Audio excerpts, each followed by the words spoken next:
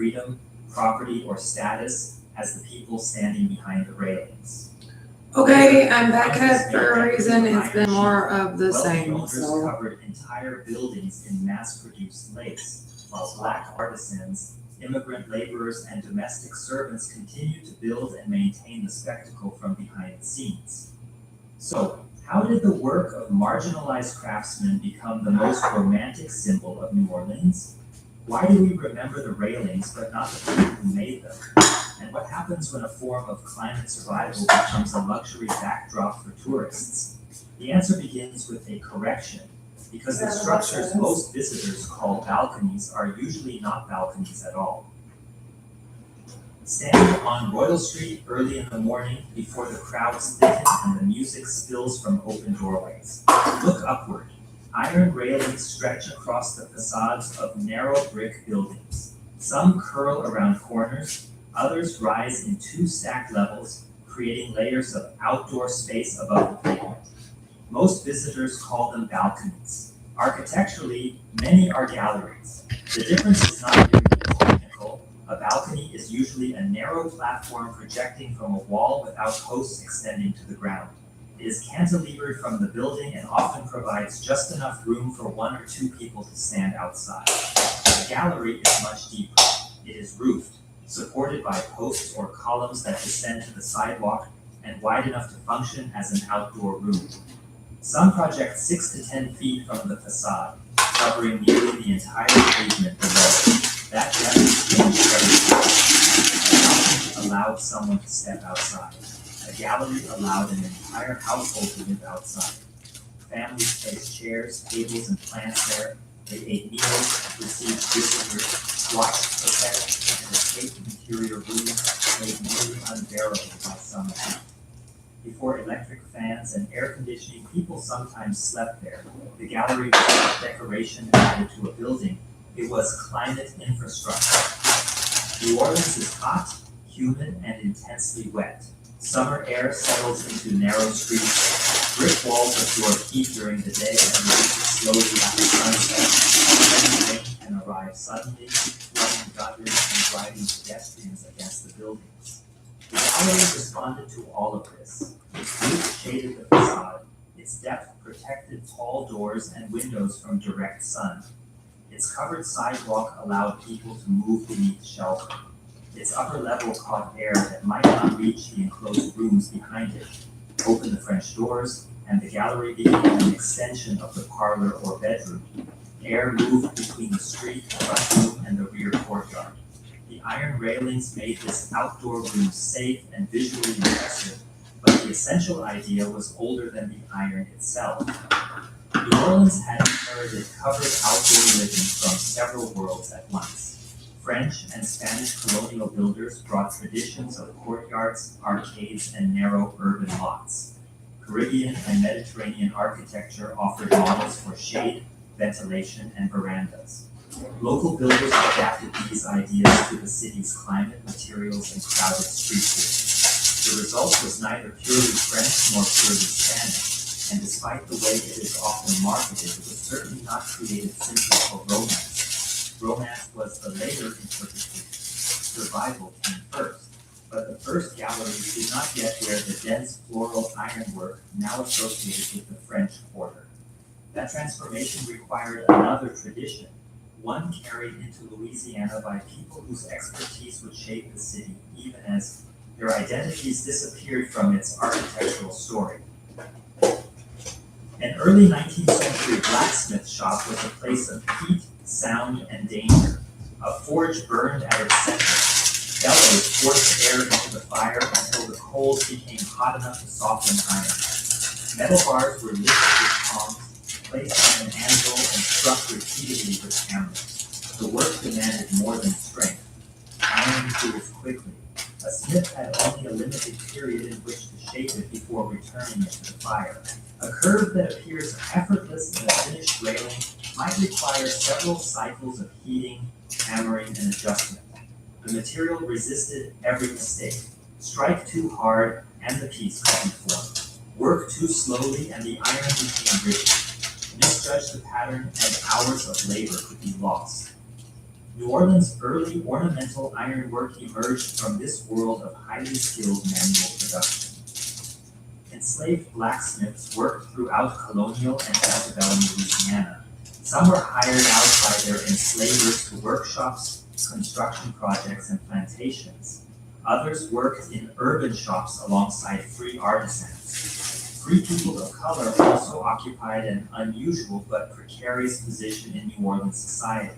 Some built businesses, owned property, and developed respected trades while remaining subject to racial restrictions that could narrow or destroy those opportunities. Among the most valuable skills was metalworking. West and Central African societies possessed sophisticated ironworking traditions long before European colonization. Enslaved Africans brought knowledge of smelting, forging, tools, and symbolic metalwork across the Atlantic. In Louisiana, that knowledge encountered European techniques and local demands. The result was not a simple copy of French design. It was a blended craft, shaped by African experience, European ornament, Caribbean influence, and the practical requirements of a growing American port. Yes, I'm watching Apple Fun too. Afro-Creole ironworkers had become so important that accounts describe them as holding a near monopoly over ornamental ironwork in the city. Interesting. They produced gates, fences, Which I can go on a vacation, or I can go visit New They Orleans. also helped establish the visual vocabulary that later factories would imitate. I again wanted to go check out the University of Gainesville paralegal program. But I need a job to be able to contribute to the cost of that. You should do it anyway. I need a couple $1,000s to contribute to that, which I would make working for Target on the street at the Starbucks or something. New Orleans preserves thousands of feet of historic iron. I want this off my background check also, since I'm not an offender in any way and a good employee who does nothing offensive or illegal and shows up every day. Celebrate prominent families. The artisan may appear only as an expense in an account book, if he appears at all. For an enslaved smith, even exceptional craftsmanship did not guarantee control over the value it created. An owner could collect a payment, a property owner could display the railing, and the building could appreciate and value for generations. The worker who formed the iron could remain legally classified as property. That is the first dark contradiction of New Orleans iron legend. The railings, symbols of refinement and violence beneath their creation, were kept out of view. But the iron still carries the evidence. Early wrought pieces are not perfectly uniform. Their scrolls may vary slightly. Hammer marks and joints reveal the work of individual hands. Every section required judgment, every curve passed through fire. Then a new technology arrived, one that could turn handcrafted ornaments into a repeatable industrial product. Iron lace was about to spread across the city, and the very success of that expansion would make the original craftsmen even easier to forget. Wrought iron and cast iron are often spoken of as though they are the same. They are not. Wrought iron is shaped, cast iron is split. To make a wrought iron railing, a smith keeps bars and rods, and then splits, jointed, and cast them into form. Each piece They ignore you. variation For yourself. Or the game's not doing anything. People think, listen, like, hey, you deal with this. I don't know what you're talking about. First, a mold is formed around that pattern. Molten iron is then poured into the mold and allowed to cast. Once the mold exists, the manufactured panel can be produced repeatedly. A New Orleans blacksmith once described the difference of a useful comparison. Wrought iron resembles an individual work of art, while cast iron resembles painting on a prepared plate. One is formed piece by piece, and the other can be reproduced. During the early 19th century, improvements in smelting made cast iron more abundant and affordable. The hot blast process developed in 1800s, reduced fuel requirements, and helped increase production. Across the advanced world, iron began moving into architecture at a larger scale. used columns, brackets, storefronts, and ornamental panels. New Orleans foundries, including the Leeds ironwork, supplied a city eager to appear both elegant and modern. Cast iron transformed the economics of ornament. A hand-forged railing remained labor-intensive, but a foundry could forge the same floral panel dozens or hundreds of times. A modest brick facade could suddenly wear a surface of elaborate medallion. My mother wants to go to the Collar City we're going. And to the Colombian restaurant. It's Colombian food. Industrial repetition imitated aristocratic craftsmanship. Owners could purchase patterns, combine them Checked in across with the my mother facade, today. and give an About her. ordinary rental building the appearance of exceptional refinement. Yet mass production did not eliminate skilled labor. Someone had to design the original pattern. Someone had to make the mold. Foundry workers handled furnaces, molten metal and heavy castings in dangerous conditions. Finishers removed rough edges. Installers lifted the panels into place and adjusted them to buildings that were rarely perfectly straight. Blacksmiths continued to fabricate connectors, repair damage, and fit new industrial components into older handmade systems. The technology changed where the labor occurred. It did not make the labor disappear. But visually, cast iron offered something enormously powerful. It allowed an entire facade to become a pattern. Posts could resemble slender columns. Brackets could appear like leaves. Railings could form a continuous band of flowers across several buildings. At corners, the iron could curve around intersections, making the street feel like a theater. And unlike many of today's examples, the iron was not necessarily painted black. Mid-19th century color schemes could include soft greens, bronze finishes, and other tones selected to complement stucco, brick, and shutters. The uniform black iron, now treated as timeless French Quarter tradition, is partly the result of later taste and restoration. The original streets may have appeared more colorful and less solemn than the images in modern period. By the 1840s, the materials, boundaries, and urban ambitions were in place. What New Orleans needed was a building grand enough to demonstrate the full potential of the new iron architecture. That building, or rather two matching blocks, would rise beside Jackson Square, and their commissioner had no interest in being forgotten.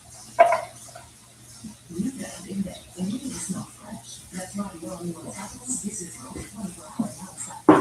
So no matter how long it takes, you can see this now. This not this kind of this make this set. Unstoppable fresh. Smell unstoppable. Let's go to the neural talks. Consistent about two hours. The neural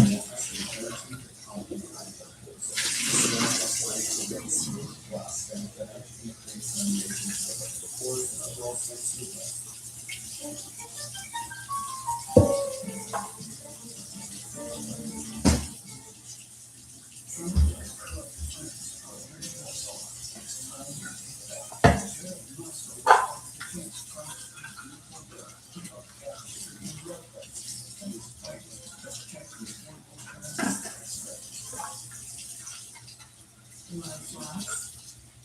Try your luck on Hard Rock Rock. You can tap on your phone like this. Play some real movies, but not movies from somewhere in Florida. Titles you know, like Buffalo Blitz, Upland Born, and more. Only on the Hard Rock Track. New customers deposit $10 and get $100 in game bonus. Michaela Almanester de Montalva was born into one of Louisiana's most prominent Creole families.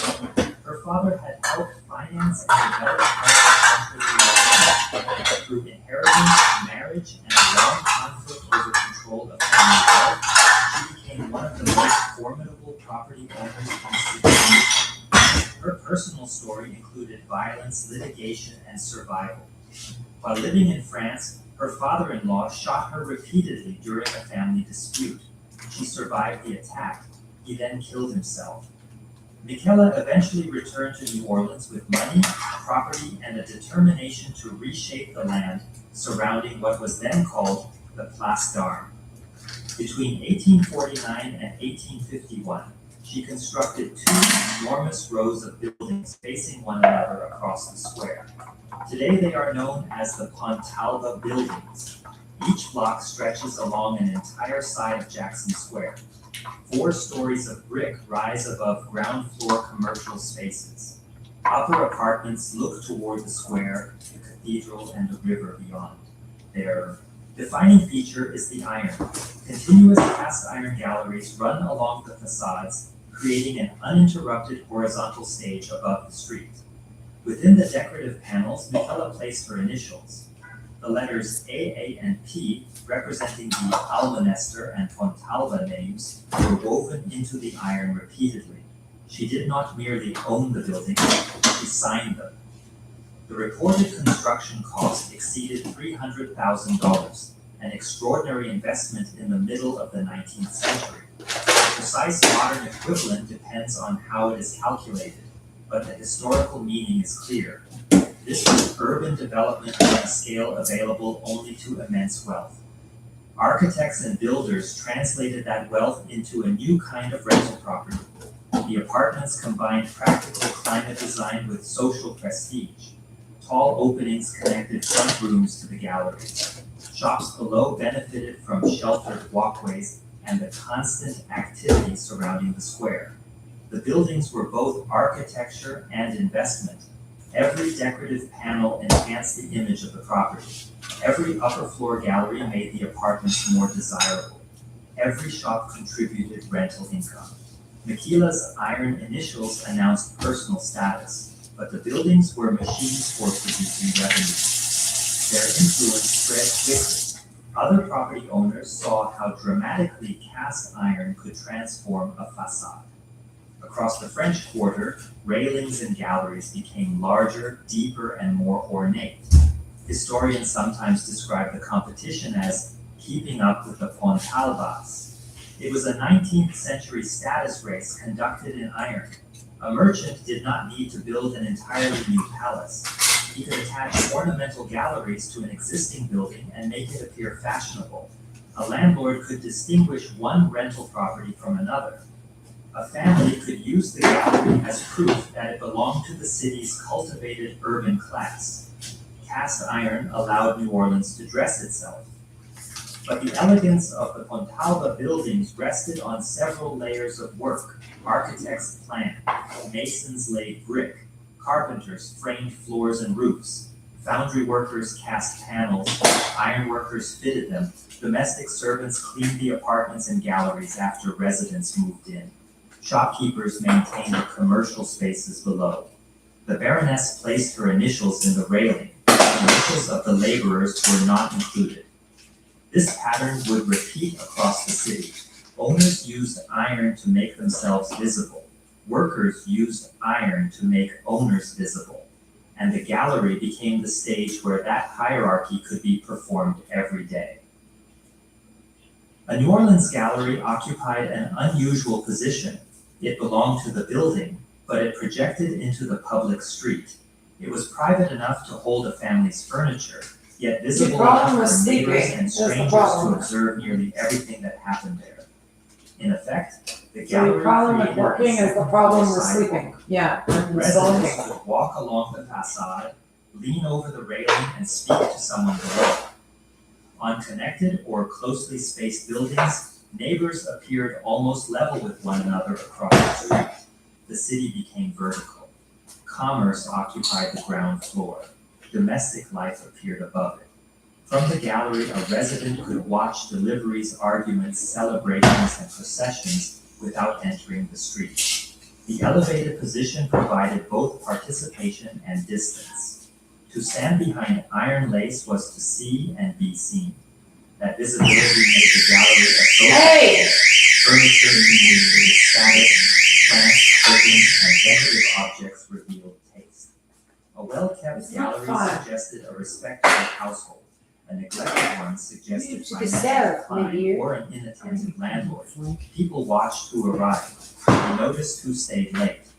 They saw which families entertained and which rooms remained dark. The gallery strengthened community, but it also encouraged surveillance. New Orleans street life unfolded under constant observation from above. During festivals, the social role became even more dramatic. Galleries provided ideal viewing positions for processions and later Mardi Gras parades. Residents invited guests upward. Food and drink appeared, music rose from the street, objects passed between the levels. Modern balcony. Culture, with visitors throwing beads from above, developed from this longer tradition of elevated participation. But ordinary days mattered more than festivals. In summer, the gallery offered relief. Interior rooms in dense row houses could become stifling. Even with tall ceilings and open windows, heat accumulated in brick walls. Rear rooms received less air and light. Mosquitoes complicated every attempt to sleep outside, but the gallery could still be preferable to a closed bedroom. Families carried bedding outward. Sheets and mattresses turned the gallery into a sleeping porch. The iron railing that symbolized status also prevented someone from rolling into the street during the night. This intimate use is easy to miss when looking at the facade from below.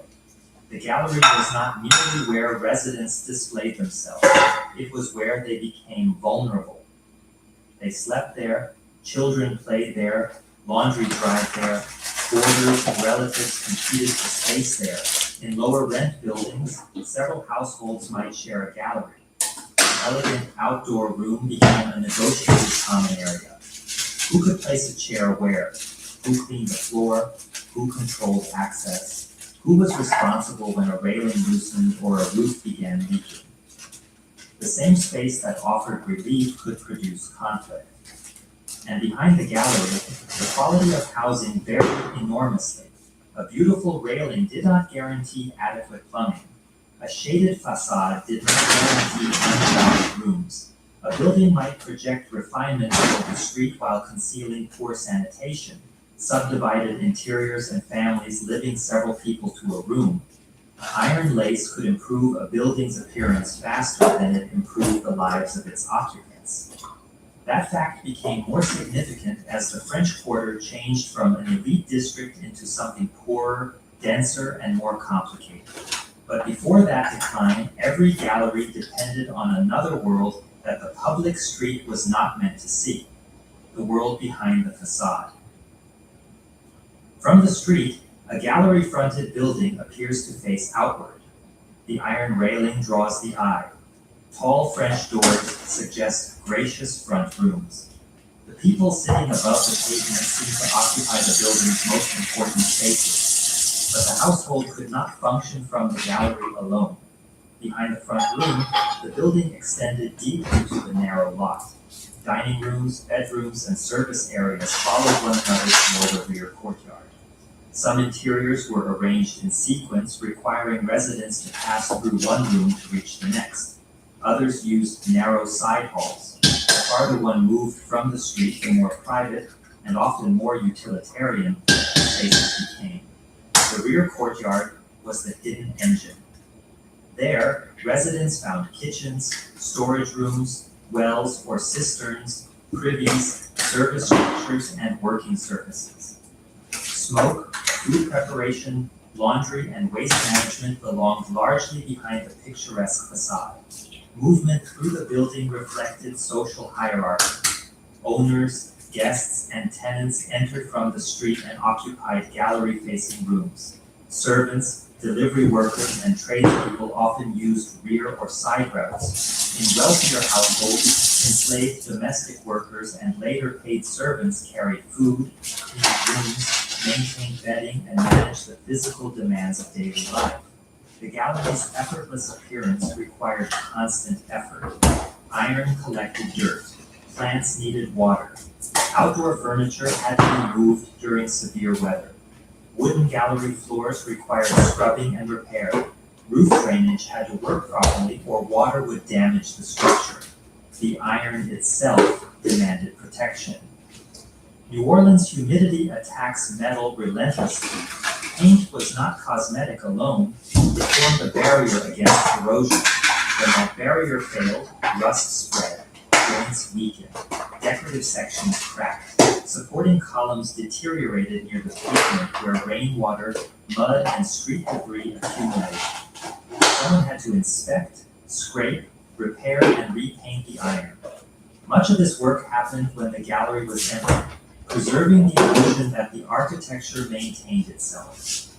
The hidden labor extended beyond the individual household. Foundry workers produced replacement pieces. Blacksmiths repaired sections that could not be reproduced easily. Carpenters stabilized gallery floors. Roofers addressed leaks. Masons repaired walls carrying the gallery's weight. The city's famous lightness rested on heavy physical work. The same was true of its social elegance. A gathering on a gallery required someone to prepare food, carry it forward, and clean afterward. Fresh bedding on a sleeping porch required washing and drying.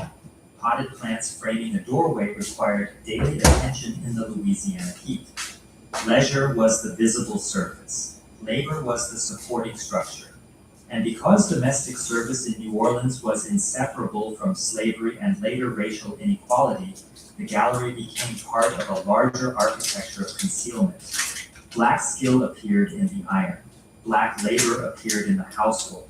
Black people were nevertheless denied equal access to many of the properties, institutions, and political rights that their work sustained. The galleries presented the city as open and communal. The housing system behind them remained sharply divided.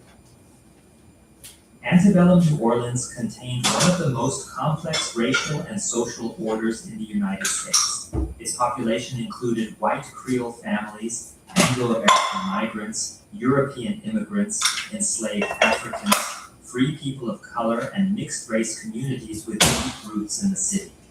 These groups did not occupy equal positions.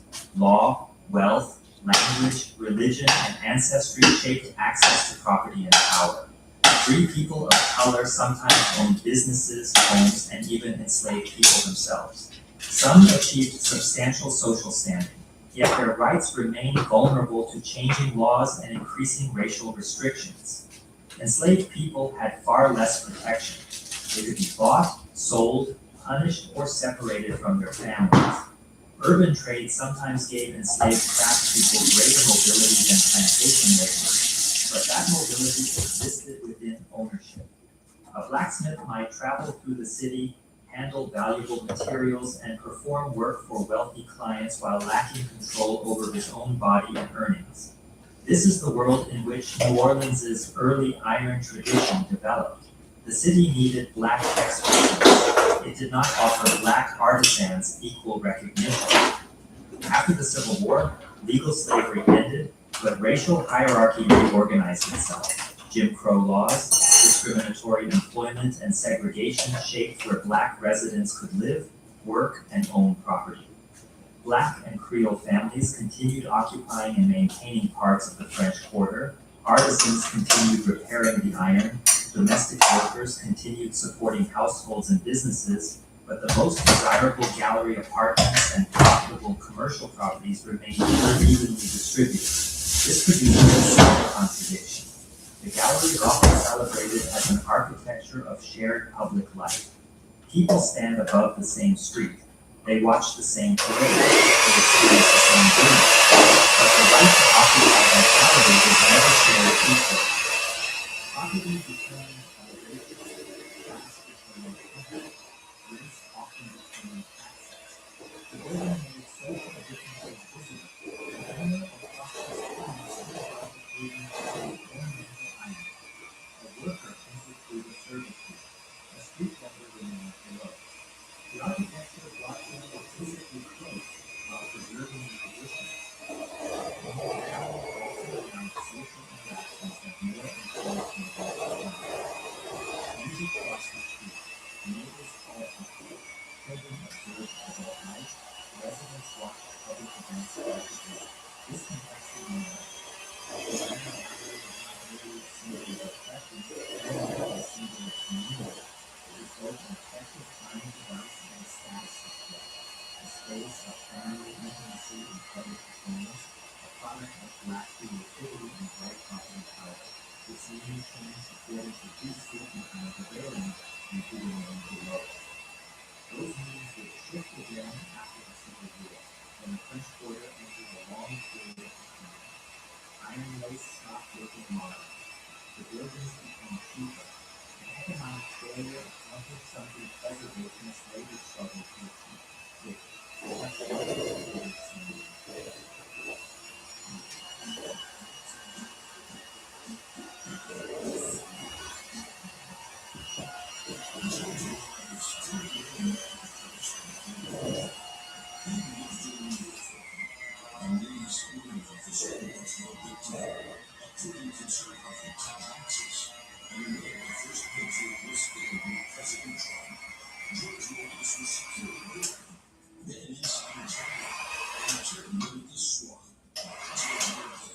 Conservative veteran for Congress.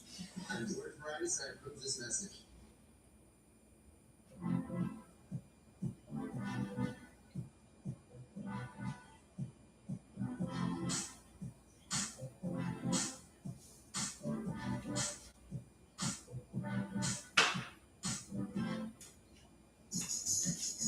This is about fundamentally revamping this entire builder project. We know consumers are looking for products that they can feel good about getting on the lawn. No pesticides, no concerns for consumers, safe to use for own kids and pets. That's exactly the type of messaging consumers are looking for, and that's what we're going to be talking about more. I would say the best thing in the house isn't even in the house, it's the backyard.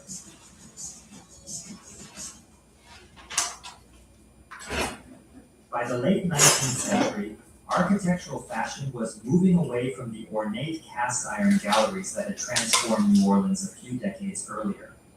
New commercial buildings used different structural systems.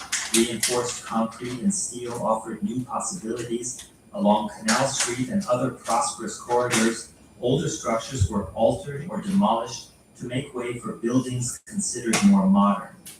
Iron lace began to look old-fashioned. The French Quarter also lost some of its economic prestige. Wealthier residents moved toward newer neighborhoods and streetcar suburbs, where freestanding houses offered private gardens, wider streets, and separation from dense commercial life. The Quarter's aging buildings became rentals, boarding houses, and subdivided apartments. Maintenance declined. The district developed associations with poverty, vice, and bohemian life. From a preservation standpoint, this decline was unexpectedly fortunate. When land is extremely valuable, owners Yes, I know, demolish they old got air buildings from to extract more income from the Some site. Do not. When investment disappears, buildings may deteriorate, but they may also remain because no one can justify replacing them. The French Quarter's economic weakness spared many galleries from wholesale redevelopment. Owners patched rather than rebuilt. Tenants adapted existing rooms. Iron remained in place because removing it cost money. Decay became a form of accidental conservation. This did not mean residents benefited. Under-maintained buildings could be dangerous. Plumbing remained poor. Overcrowding strained sanitation.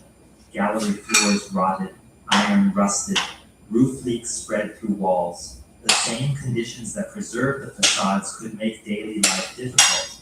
The architectural fabric survived long enough for public attitudes to change. During the early 20th century, writers, artists, and preservation advocates began constructing a new image of the French Quarter. What had been dismissed as old and disreputable became picturesque. Faded stucco looked romantic. Narrow streets felt European. Iron galleries became evidence of a lost, elegant world. The district's poverty was transformed into atmosphere. Tourism took notice. Visitors came seeking jazz, food, nightlife, and architectural character. Photographers discovered that iron lace provided the perfect frame for city's mythology. The Latin working-class communities who had inhabited the Quarter during its decline became less sensitive to the story being marketed. Instead, the public received a smoother narrative, French elegance, Spanish mystery.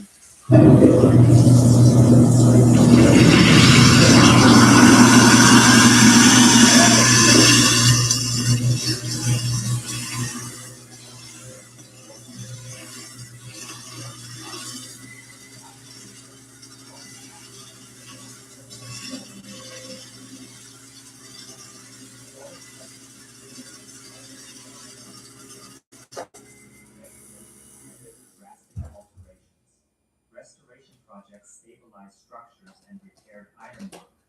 The Fontalba buildings eventually received recognition as National Historic Landmarks. Without these efforts, many galleries might have disappeared. But preservation does more than freeze architecture. It changes economics.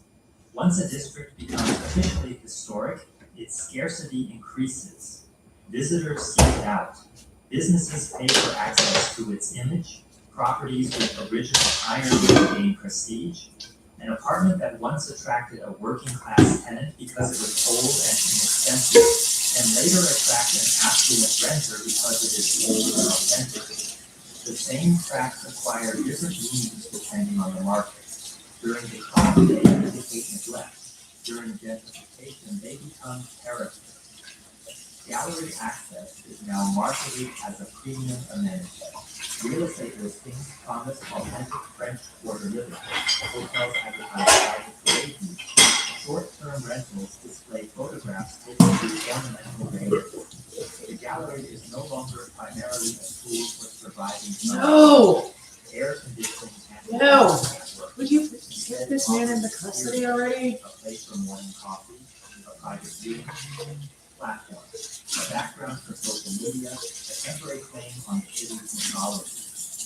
This new use creates powerful financial incentives to maintain visible iron. Owners repaint railings, add plants, and preserve the facade because appearance produces revenue. But investment in cities does not automatically produce affordable housing or stable communities. Long-term residents compete with tourists who pay more for space. Apartments become hotel rooms. Everyday gallery language curated competition. An elevated sidewalk becomes a stage used by people passing through. This does not make tourism inherently destructive. New Orleans depends heavily on visitors, and tourism provides income for thousands of residents. The problem is imbalance. A neighborhood cannot function only as an image of itself. Someone must live there when the parade ends. Someone must maintain the buildings, run the shops, cook the meals, and repair the iron. If those workers can no longer afford to live near the architecture they sustain, the old hierarchy survives in a new form. The railing remains. The labor stays hidden, the profits move. New Orleans now faces a constantly evolving future. What exactly is being said? The iron, the buildings, the living community, or a version of the city related to outsiders? Historic iron cannot simply be replaced with whatever modern buildings or vendors in front of the street. Wrought iron behaves differently from its outside. Old alloys differ from modern ones. Attract cast iron and production and mold. Organic blocks and thin beams are treated, reshaped and joined using techniques increasingly difficult to find. This makes restoration blacksmiths essential. No. Indian family was one of the French Quarter's notable ironworking families. Charles and Benjamin Hunt continued producing and repairing ornamental work into the early 20th century. The shops were not built for 1920. By then, changing taste, industrial production, and new mechanical activities made it difficult for British apprentices to remain in traditional trade. The old forged cultural roots. A craft that had shaped the city for generations became increasingly specialized.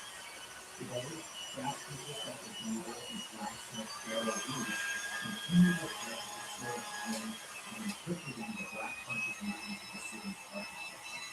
Modern restoration smiths often describe themselves as part of a chain.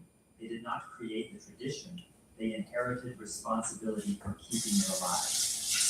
Their work requires reading the iron.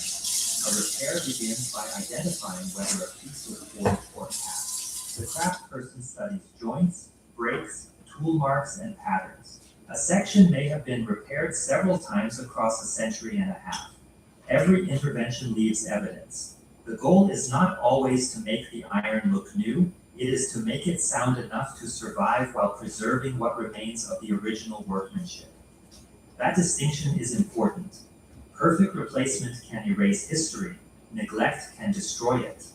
Restoration occupies the difficult space between them. The craft also reconnects the celebrated object to the labor required to produce it. Visitors see a floral railing. The smith sees hours of heat, weight, and judgment. A single damaged curve may require several attempts to align. Cast components are heavy and brittle. Wrought sections must be heated without damaging neighboring material. New Orleans iron looks delicate because skilled people made heavy metal behave delicately. That skill deserves to be treated as part of the landmark.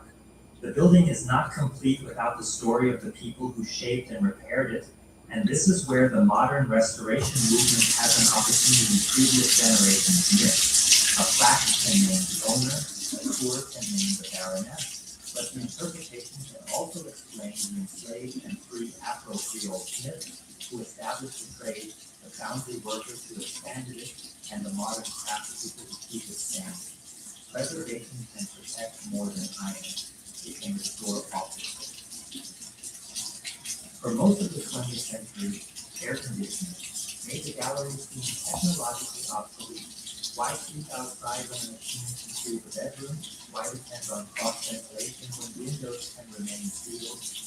Across the United States, buildings turned inward, porches turned, deep overhangs disappeared. Glass facades exposed interiors to intense sunlight, then relied on mechanical systems to remove the heat. The gallery became something old cities preserved for appearance. Climate change is forcing architects to reconsider that judgment. New Orleans faces rising temperatures, dangerous humidity, stronger storms, and pressure on electrical infrastructure. During a power failure, an air-conditioned building can become uninhabitable quickly. A gallery cannot cool the air mechanically, but it can reduce direct solar exposure, shade windows, protect pedestrians, and create usable outdoor space. It provides resilience through form rather than machinery. The principle is simple. Stop heat before it enters the building. Create shade where people walk. Allow rooms to open toward protected exterior spaces. Use architecture to reduce the burden on mechanical cooling.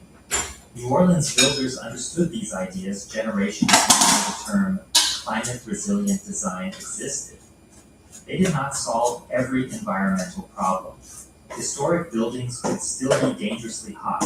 Galleries did not prevent disease or eliminate the need for sanitation and modern infrastructure, but they formed one layer of adaptation. Today, the irony is striking. The feature marketed primarily as romance may hold practical lessons for the future. The old outdoor room may become useful again. Yet copying the appearance of iron lace without copying the environmental logic would miss the point. A shallow decorative balcony does not provide the same shade. A railing attached to a sealed, air-conditioned facade does not create cross-ventilation. The original gallery worked because depth, roof, openings, and street orientation operated together. Its beauty emerged from function. Its function emerged from climate. Its construction emerged from a complicated mixture of cultural knowledge, industrial technology, and exploited labor. To learn from the gallery, architects must understand the whole system, not just reproduce the curls. Did you know Cheez-It made extra toasty? Of course. Want it? Need it? Cheesy. When you brush with Colgate Total, you prevent oral health problems before they start. Your worst nightmares are with you. Survive a troop of bloodthirsty vampires. The award-winning film Sinners. Just one nightmare of many at Universal Orlando Halloween Horror Nights. Tickets on sale now. You bet not recommended for children under 13. Dad's coming today. Hey. Control the blood in no time with storage and organization essentials. Up to 15% off. Right now at the Home Depot. Very nice, man. Ok, lente, ¿qué estoy viendo? Estoy viendo a una señora que maneja todo, que cuida de todos antes que de ella misma.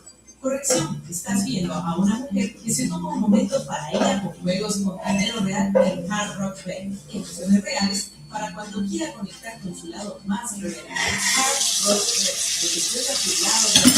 Nuevos juegos de cultura en donde se puede. Inventado por Fashionable Red. New Orleans galleries presented several messages at work. To a 19th century owner, cast iron announced prosperity. They said the building was fashionable, modern, and connected to international industry.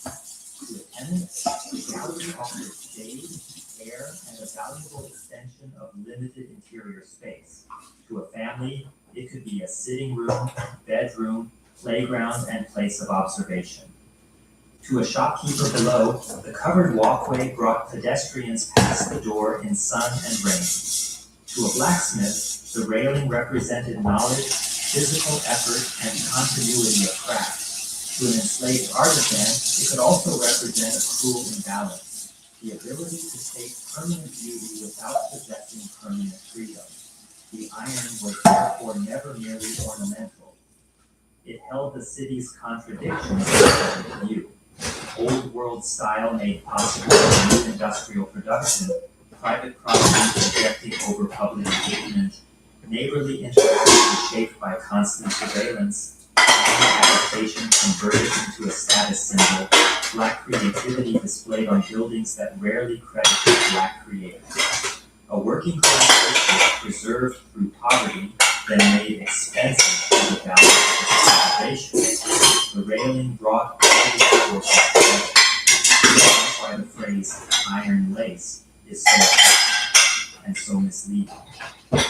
Lace sounds light, the history is heavy. So how did the work of marginalized craftsmen become the most romantic symbol of New Orleans? It happened in stages. Enslaved and free Afro-Creole blacksmiths developed and dominated much of the city's early ornamental iron tradition. Industrial foundries then transformed individual craftsmanship into repeatable cast panels. Wealthy property owners used those panels to advertise status and increase the appeal of rental buildings. The Fontalba buildings turned continuous iron, galleries into a civic spectacle, encouraging other owners to compete. Families made the galleries indispensable parts of daily life, places for shade, sleep, conversation, and public celebration. Economic decline preserved the buildings when fashionable districts elsewhere demolished theirs. Preservationists and tourism campaigns later transformed the surviving iron into a romantic symbol of the city. And as the image became more valuable, the people whose labor created and sustained it were pushed further from the center of the story. Today, millions recognize the railings. Far fewer recognize the system behind them. That is the real legacy of New Orleans iron lace. It is beautiful, it is practical, it is worth preserving, but it is not innocent. Every gallery is supported twice. Once by the columns that reach the sidewalk, and again by generations of labor that official history allowed to disappear. The next time you walk through the French Quarter, do not look only at the flowers and scrolls. Look for the hammer marks. Look for the repeated cast panels. Look for the initials of the owners, and then consider the initials that were never included. You don't represent Because your the people iron or does not as I call simply them. decorate New Orleans. It records who was allowed to sign the city, who was required to build it, and who is still fighting to be remembered.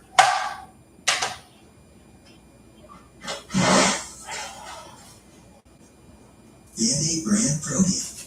We're There's no such thing as what you're, all this nonsense. I am stuck on candy Christmas, candy stuck on me. DNA brand Protein.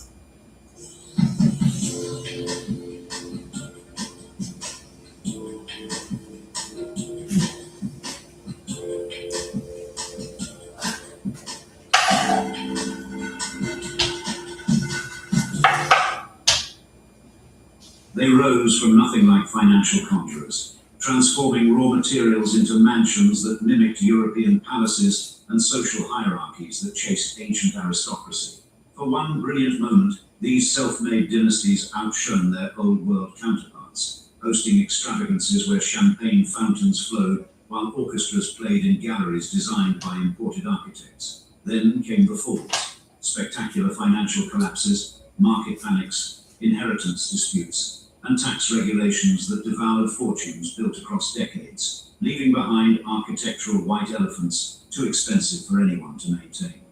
Today, we prove how the American aristocracy, perhaps, discovered its fatal weakness too late. Fortunes built on speculation, dissolving into bankruptcy notices and auction catalogues, and transforming dynasty founders from financial wizards into historical footnotes within single generations.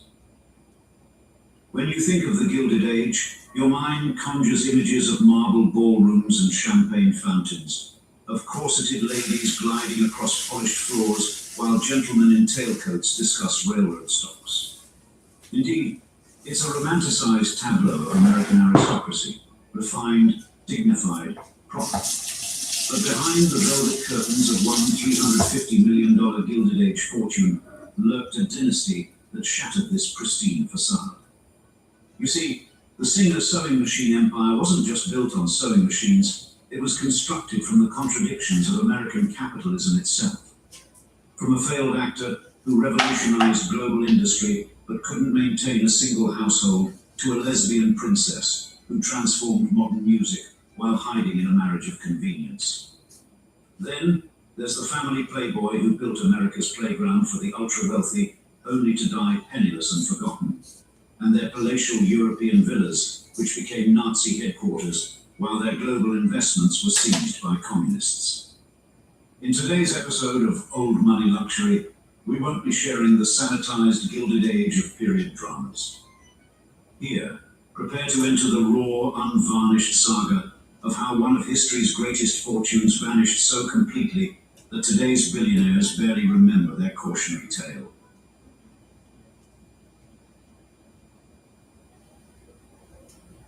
The sewing machine empire that clothed millions began with a failed actor who couldn't even stitch together a decent Hamlet. In 1811, baby Isaac Singer entered a world where every garment required 60 hours of hand stitching. Born to a German Jewish father who had cleverly amputated his surname Reisinger to Singer upon fleeing to America. Fate's first cruel stitch came when 8-year-old Isaac watched his mother Ruth pack her bags in 1821, divorcing his father and abandoning her son, the first in a lifetime of fractured attachments. The boy fled at 12 when his stepmother's regime became unbearable, escaping to Rochester, where his brother reluctantly taught him metalwork. Mechanical knowledge the theatre-obsessed youth absorbed while dreaming of spotlights, not sewing machines. Isaac's quest for theatrical glory collapsed when critics mocked his wooden performances, though the touring life delivered a consolation prize in seamstress Mary Ann Sponsor, the first woman in a portfolio that would eventually include 5 partners and 24 children.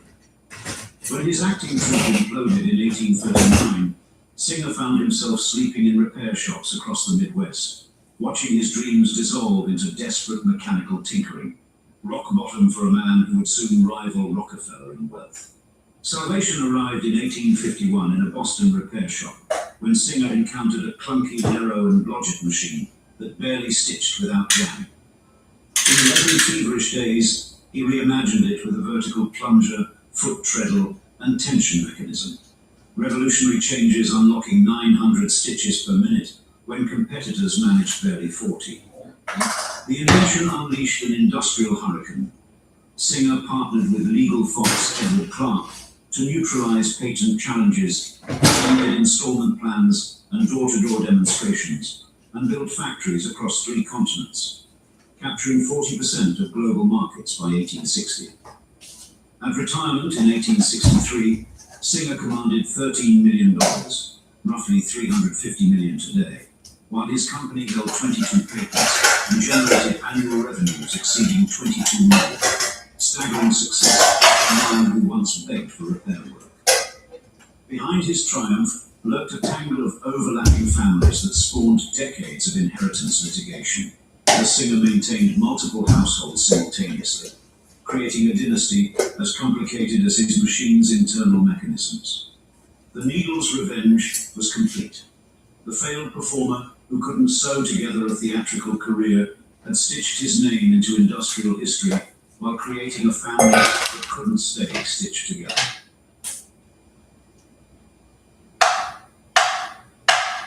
Isaac Singer's production line of children operated with greater efficiency than his sewing machine factories ever achieved. His first manufacturing attempt began at 19 when he married 15-year-old Catherine Maria Haley, quickly producing 2 children before abruptly shutting down that facility to join the Baltimore Strolling Players, describing his teenage wife like a defective prototype. While still legally bound to Catherine, Singer unveiled a second production model in 1836, establishing a 25-year partnership with Mary Ann Sponsler that yielded 10 children. A shadow family maintained in increasingly luxurious settings as his mechanical inventions began generating serious capital. Quality control issues emerged when Mary Ann spotted her common-law husband parading down Fifth Avenue with factory employee Mary McGonigal, triggering a spectacular malfunction that culminated in Singer's arrest for bigamy and emergency evacuation to London in 1862. System diagnostics revealed a previously undisclosed production unit. A third wife, Mary Eastwood Walters, a company demonstrator who had produced a daughter in Lower Manhattan, creating a multi-branch family tree that would confound generations of probate lawyers.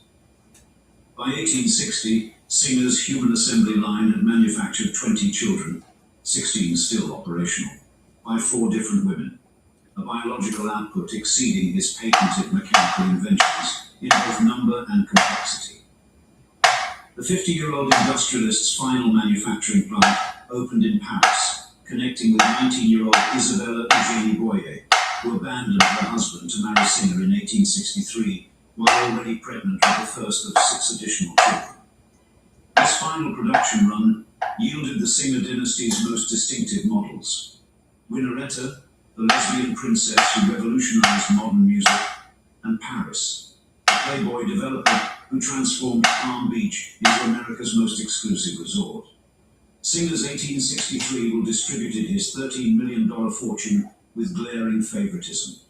$500,000 to Isabella, $3 million to their children, modest trusts to 14 others, and an insulting $500 to son William, punished for supporting his mother during divorce proceedings. The subsequent legal battles began in 1877, when Mary Ann's children sued Isabella's heirs, and continued into the 1920s. Decades of litigation, consuming millions, while providing the only genuine interaction between Singer's scattered offspring. When Singer's production line permanently shut down in 1875, his funeral featured 80 horse-drawn carriages and 2,000 mourners as workers lowered his body into Torquay Cemetery within 3 sequential coffins. The sewing machine magnate who specialized in connecting separate pieces died, leaving a family that would remain permanently disconnected, destined to unravel the fortune that might have bound them together. Of all Isaac Singer's offspring, daughter Winnaretta emerged as the most fascinatingly contributory, an industrial heiress who championed avant-garde music, a princess who rejected men, and a millionaire who built housing for the poor.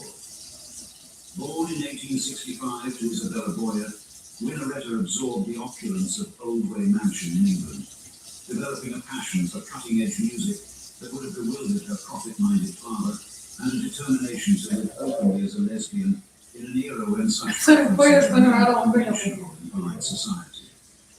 Her first concession to convention came at 22 when she married Prince Louis de Montbéliard, a union that imploded spectacularly on their wedding night, when the bride reportedly scaled a bedroom armoire like a besieged force, and informing the groom that approaching her would result in his immediate dispatch to the afterlife. The Catholic Church graciously annulled this unconsummated disaster 5 years later, freeing Winnaretta to craft a more workable arrangement in 1893, when, at 28, she married 59-year-old Prince Edmond de Polignac, a gay composer seeking similar social camouflage, creating what Parisians called a mariage blanc, built on musical collaboration rather than bedroom compatibility. Now bearing the Probably. title Princess de Polignac, He's very frowned Violetta upon. transformed her If you're in like Lady Chatterley's Lover or something, into her a husband. revolutionary Well, musical maybe when you incubator notice, where Debussy, Ravel, Fauré, and Chabry maybe he's not gay. premiered compositions. Well, it might be that he's married and has that kids, and like maybe he cheats on you or something. But yeah, and they didn't have divorce back in the day. Influenced by the startling harmonies of musical modernism. The composer Ravel Conversations honored about her what? patronage by dedicating If you got his kids, you got a husband, and you can't get a divorce. Infant défunt to the princess. Maybe you While get in Marcel trouble too. Proust soaked in the atmosphere of her legendary salon, later transmuting these experiences into passages of his monumental In Search of Lost Time. Good. Throughout her marriage and after her husband's death, It's Winnaretta conducted affairs with working on secrecy Lady Chatterley's Lover, they make all secrecy. Her lovers Don't love included them all. painter Romaine Brooks, composer Ethel Smith, and novelist Violet Trefusis, creating occasional public scenes You're not when supposed to one say they spurned don't divorce or husband something. shouted outside her palazzo, "If you are half the man I think you I are, would say stuff you like will that. come out." Well, I'm on not the sure. other That's what I meant. No, I mean, I'm not sure. After Prince Edmund's death, Winnaretta deployed her inheritance to commission groundbreaking works from Stravinsky, Satie, Milhaud, Poulenc, and Wagner. Musical investments that yielded greater cultural dividends than any stock Clean it out. She portfolio does could actually match. go. Beyond music, Winnaretta She cut your defined hair. expectations of She just has like a self-indulgence jaw like a by man. developing model housing for Paris's working poor in 1911 and collaborating with Le Corbusier on Salvation Army shelters for the homeless, progressive social projects that would have puzzled her ruthlessly capitalist father. During World War I, the princess partnered with Marie Curie to convert luxury limousines into mobile radiology units for treating wounded soldiers, while in the interwar period, she funded the 360-bed Foch Hospital for middle-class workers, practical philanthropy that contrasted sharply with her half-brother Paris's pleasure palaces in Florida. The lesbian princess who had transformed sewing machine millions into musical revolution and social reform represented the singer fortune's most productive metamorphosis. Industrial wealth transfigured into cultural and humanitarian achievement. Her carefully constructed world of artistic patronage and same-sex relationships seemed a fortress secure against conventional society's disapproval. But even princesses with millions could not stand the same story with the swastika.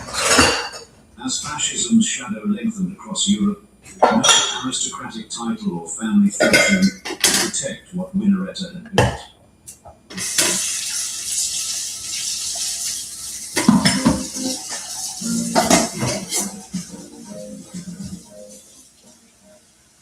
You can get 25 free $100 in cash and packs. You don't wait for no one, download the app so you don't miss out.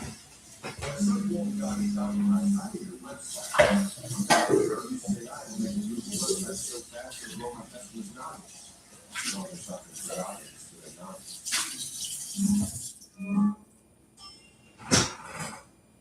Never really wear it. Someone else will love them up there. Snap pick, Mr. Item, easy. Easy sells and buy pro shipping. And with 0 selling fees, you keep every dollar. Sell what you don't wear. Earn cash to upgrade your style. With millions of users and low costs for your buyers, it's easy to start selling and earning. Start selling on Vinted today.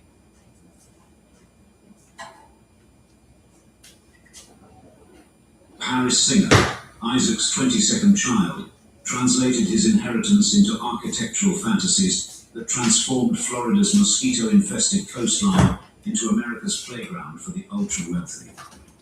Born in his namesake city in 1867 to Isabella Boyer, Paris possessed his father's confidence without his work ethic, skipping out of Cambridge University without a degree.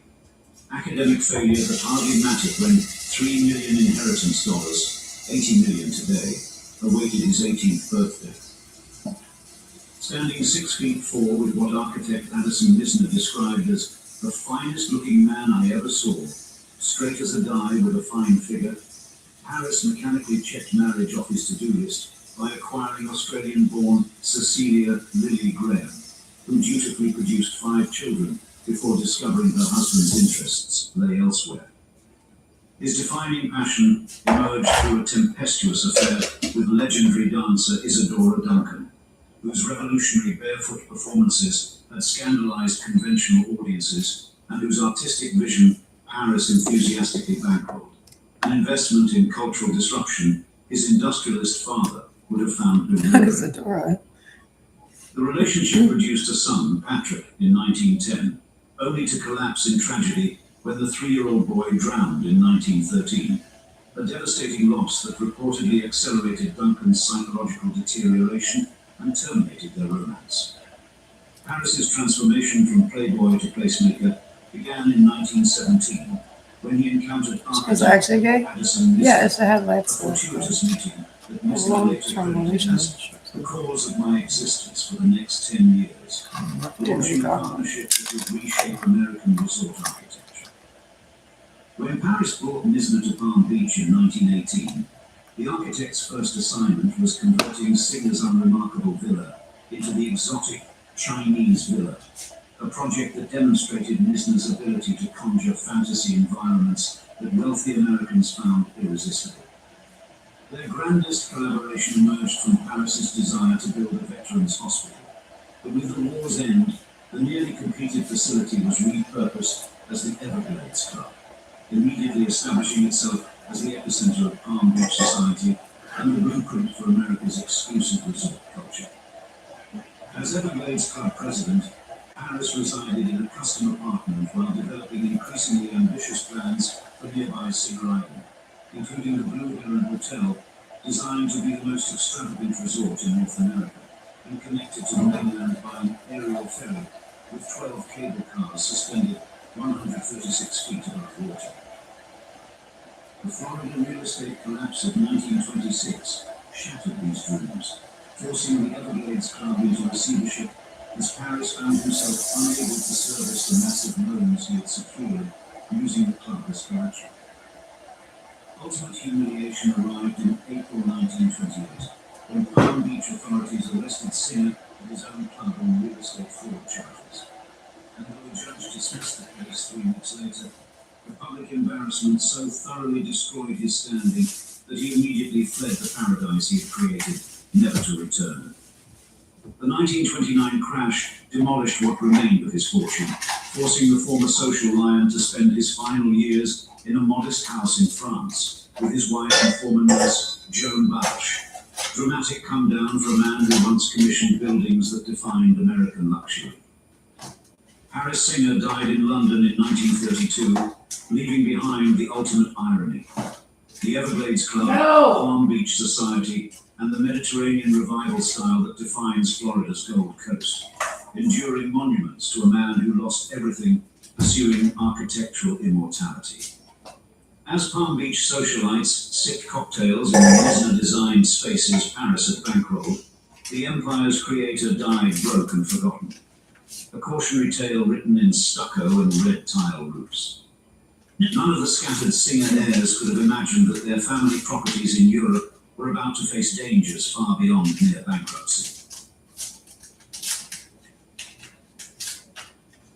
The 1929 market crash struck the first devastating blow to the Singer family fortune, transforming Paris's Mediterranean playground, the Hotel Carlton in Cannes, I think it's the hair dresser that got tested. overnight.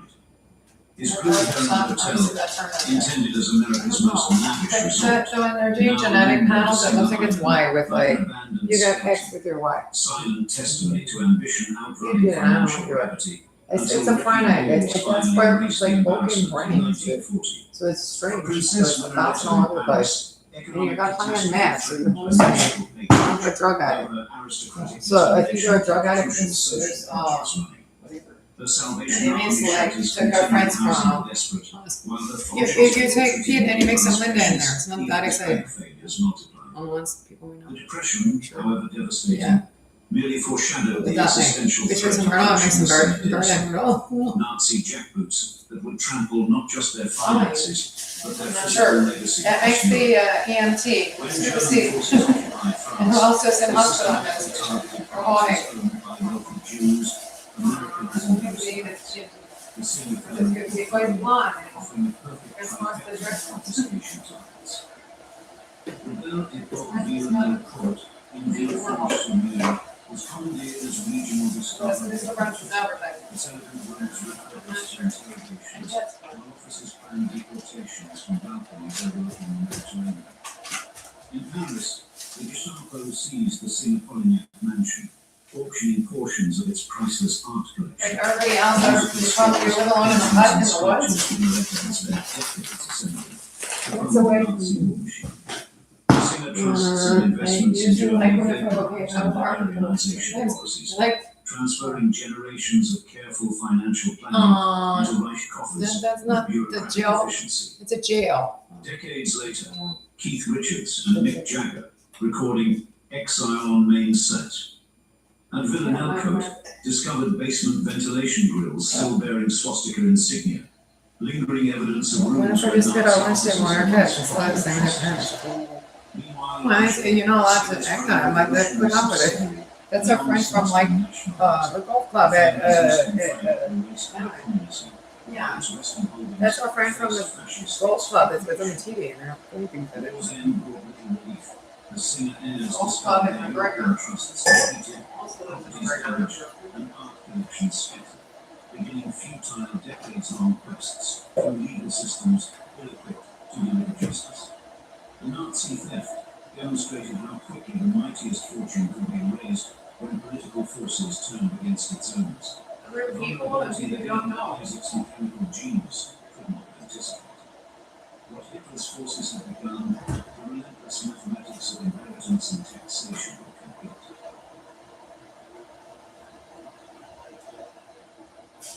The post-war era delivered the coup de grace to whatever remained of the Singer fortune, as revenue-hungry tax authorities descended like financial vultures upon family trusts that war had already picked clean.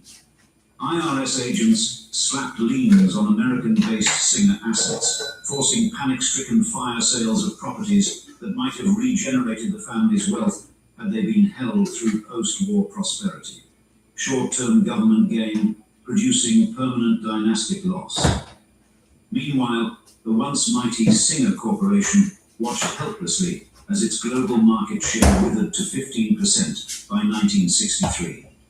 Asian competitors using Isaac's own production innovations with lower labor costs to undercut the company he had built.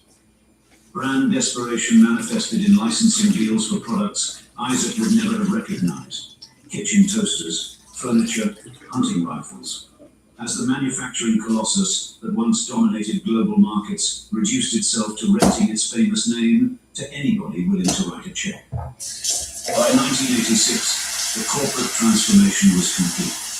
Singer Corporation abandoned sewing machines entirely for aerospace and military technology, severing the final thread connecting the company to its founder's vision. God only knows Princess whatever you got going on. proved more durable than her Since you father's hang out with other financial people like yourself, I guess, because The everybody else Singer probably is. Polignac still recognizes musical achievement, while compositions she commissioned now form the standard repertoire of classical orchestras worldwide.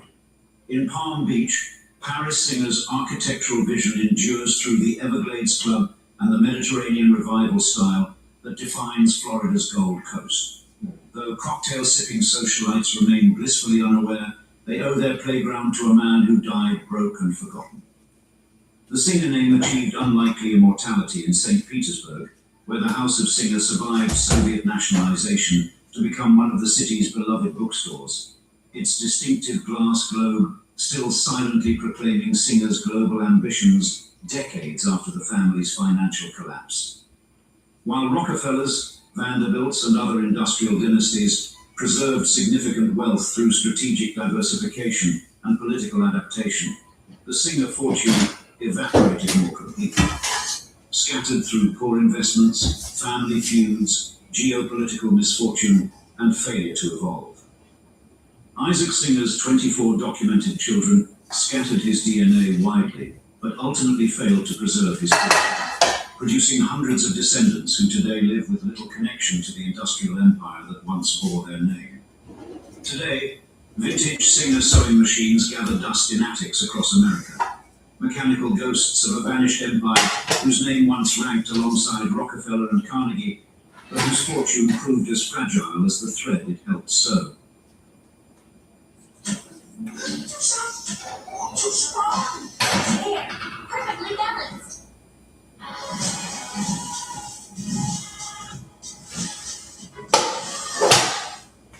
Hands-free cozy fit Skechers slip-ins, sneakers that are as soft and comfy as your favorite slippers. When you want little details that make a big difference, it matters where you stay. Start by Hilton.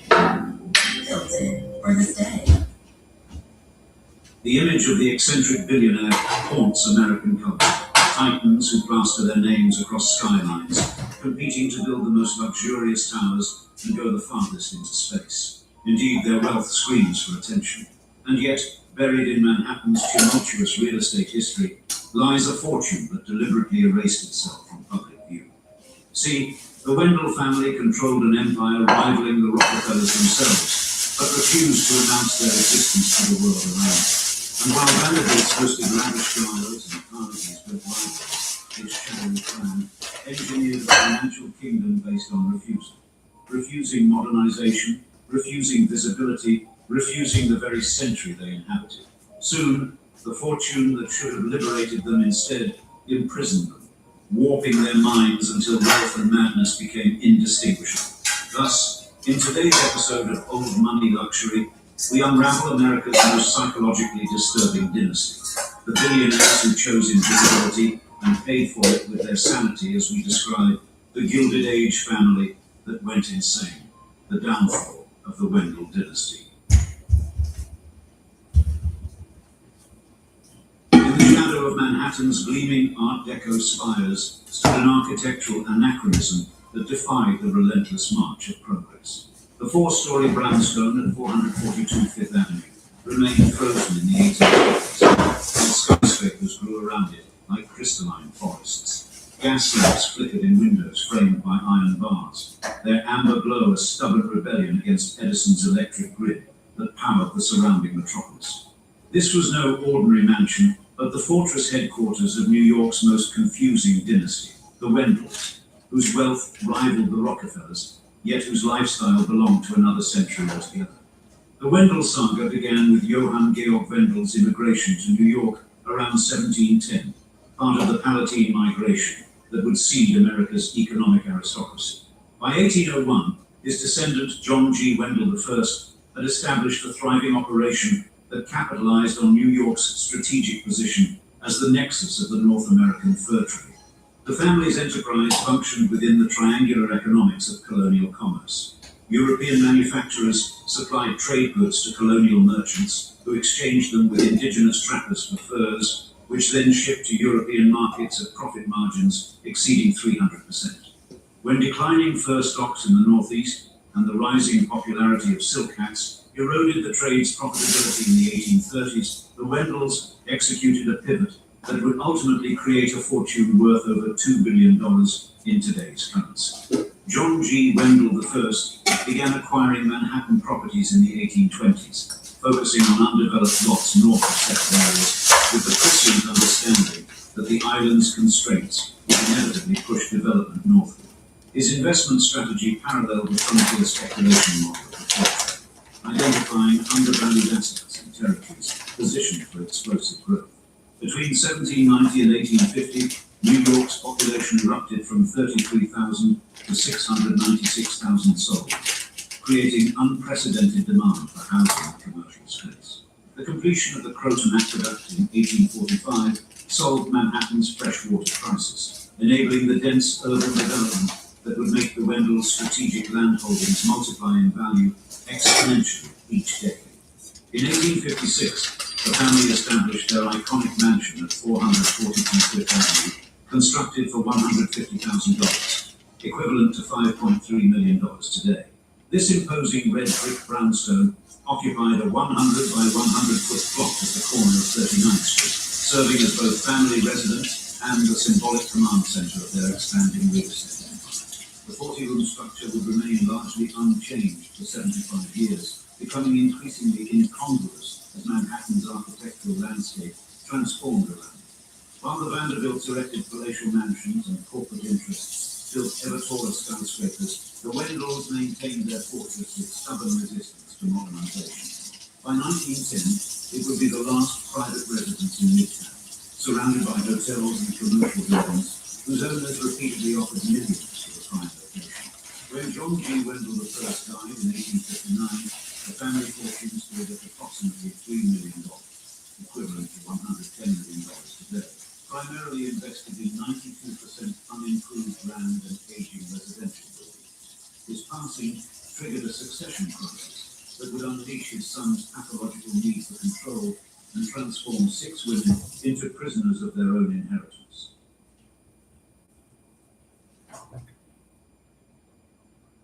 John G. Wendell II's appointment as executor in 1871 marked the beginning of a domestic regime that would subjugate his 6 sisters, Rebecca, Georgiana, Ella, Augusta, Josephine, and Mary, for decades to come. Unlike many Gilded Age patriarchs who wielded financial power from corporate boardrooms, Wendell engineered his control through an intimate architecture of familial imprisonment. His first maneuver exploited 19th century coverture laws that treated married women's assets as their husband's property, forcing his sisters to sign legally dubious spinster agreements that would forfeit their inheritance rights upon marriage. The mansion at 442 Fifth Avenue became the physical manifestation of this control, with the sisters housed in shared bedrooms on upper floors, while Wendell occupied the ground floor with direct street access, a spatial hierarchy that reinforced his dominance. To prevent external influences, he hired tutors to educate his sisters with curricula focused on property law and ledger keeping, rather than liberal arts, creating a captive managerial class dependent on his approval. The psychological impact of this domestic tyranny manifested in the sisters' maladaptive behaviors, including Georgiana's documented hoarding of 412 moth-eaten dresses, none newer than 1870s fashions. Following their mother's death in 1872, the sisters wore only black bombazine, yet paradoxically spending $12,000 annually, equivalent to $360,000 today, on Brussels lace trim. Wendell enforced a financial lockdown that sequestered all tenant payments into trust accounts, requiring unanimous sibling consent for withdrawals, a structure later ruled illegal in the 1915 court case in Lee Wendell. This architectural containment strategy intensified after 1892 anarchist bombings near neighboring Astor properties, when he installed wrought iron window bars and constructed a 12-foot perimeter wall studded with iron spikes. The mansion stood defiantly against modernization, rejecting Edison's 1882 electrical grid connection, purportedly to prevent sisters' exposure to degenerate media, like telephones. Despite receiving $2.3 million in annual rental income, household budgets capped food at $18 weekly, less than their doorman's salary. Wendell himself exhibited peculiar behaviors, wearing platform shoes with inch-thick soles to protect against disease entering through his feet, a detail that highlighted his paranoia. Rebecca Wendell, the eldest sister, staged the family's only successful rebellion at age 60, marrying Lutheran minister Luther Swope in 1903. Their correspondence reveals a startling duality. Rebecca publicly decried marriage as a bourgeois trap, while secretly amassing a trousseau over 3 decades. Swope's 1912 letter to Ella exposed the marriage's transactional nature. Your sister required proof I'd renounced any claim to Wendell assets. I signed gladly, for love needs no ledger.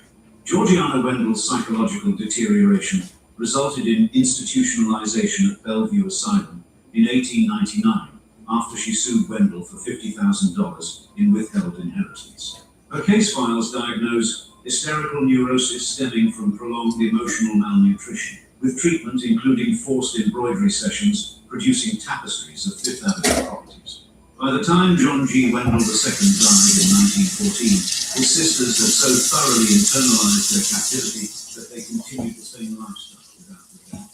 The 6 Wendell sisters, now aging spinsters in their 60s and 70s, maintained their Victorian dress and gaslit lifestyle, while the city around them embraced automobiles, electric appliances, and adorning jazz.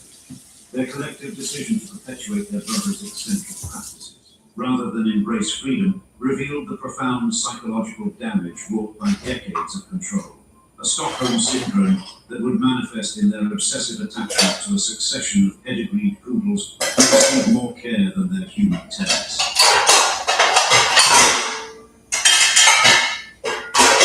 As Manhattan entered the Roaring Twenties, the Wendell Sisters' peculiar attachment to their poodles transcended ordinary pet ownership and became a displacement mechanism for their thwarted maternal instincts. Ella Wendell, who would become the last surviving sibling, lavished extraordinary attention on a succession of French poodles all named Toby, creating a canine dynasty that stood in stark contrast to the human lineage her brother had deliberately sown. Each poodle received a jeweled collar worth $15,000, equivalent to $360,000 in today's currency, while the sisters themselves wore patched undergarments and refused modern conveniences. When a Toby died, the ritual mourning included a velvet-lined casket and a royal burial in the Irvington Cemetery, with meticulous succession planning that ensured the next Toby inherited the previous dog's royal accoutrements. The backyard of their Fifth Avenue mansion became known as the $1 Million Dog Run, a 2,500 square foot urban oasis featuring a heated kennel with stained glass windows depicting ancestral Wendell estates. Developers repeatedly offered $1.5 million for this prime Manhattan real estate in 1927, but Ella refused, citing Toby XIV's constitutional needs as taking precedence over commercial opportunities. The sisters' summer residence in Irvington, New York, offered a parallel universe of eccentric behaviors, where they maintained Ayrshire campus despite documented lactose intolerance. Georgiana's diary notes, "Milk pours to troughs while we take tea." Their 50-room cottage contained its own contradictions. No telephone service until 1928, when fire marshals mandated emergency lines. Yet walls that, when x-rayed in 2001, revealed gold leaf beneath peeling wallpaper. For 7 decades, the Wendells locked their Fifth Avenue mansion each summer to live in Irvington, where they kept livestock and maintained a kitchen garden, manual labor that seemed incongruous with their wealth and urban reclusiveness. The family's 200 apple trees produced cider vinegar for cleaning, not consumption, with harvests reportedly left to rot ceremonially each autumn to feed the soil's humus. Irish immigrant laborers employed from 1870 through 1931 described the sisters hand-washing linens in the Hudson River for character building, despite their immense wealth. While the Wendells treated their poodles like royalty, the human residents of their approximately 150 Manhattan properties endured deplorable conditions that eventually attracted the attention of health authorities and housing authorities.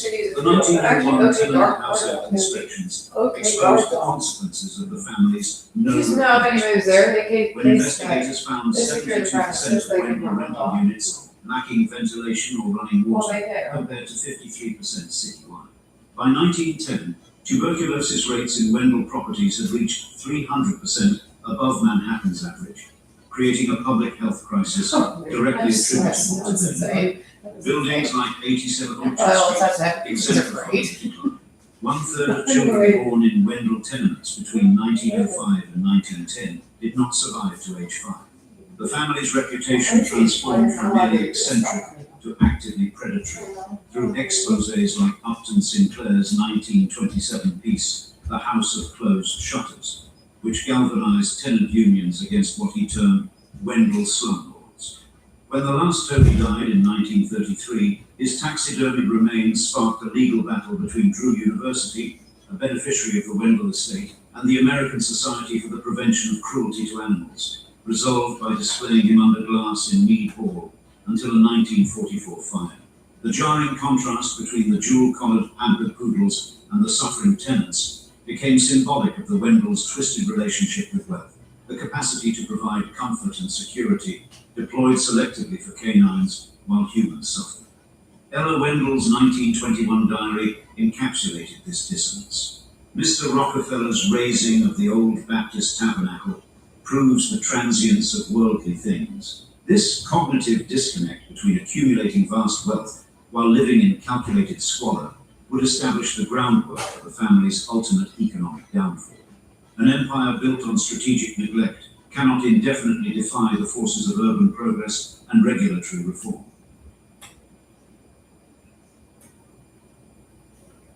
The Wendell family's investment philosophy crystallized under John G. Wendell II into what real estate historians would later term the Wendell Doctrine, a counterintuitive approach to wealth management that defied conventional capitalism.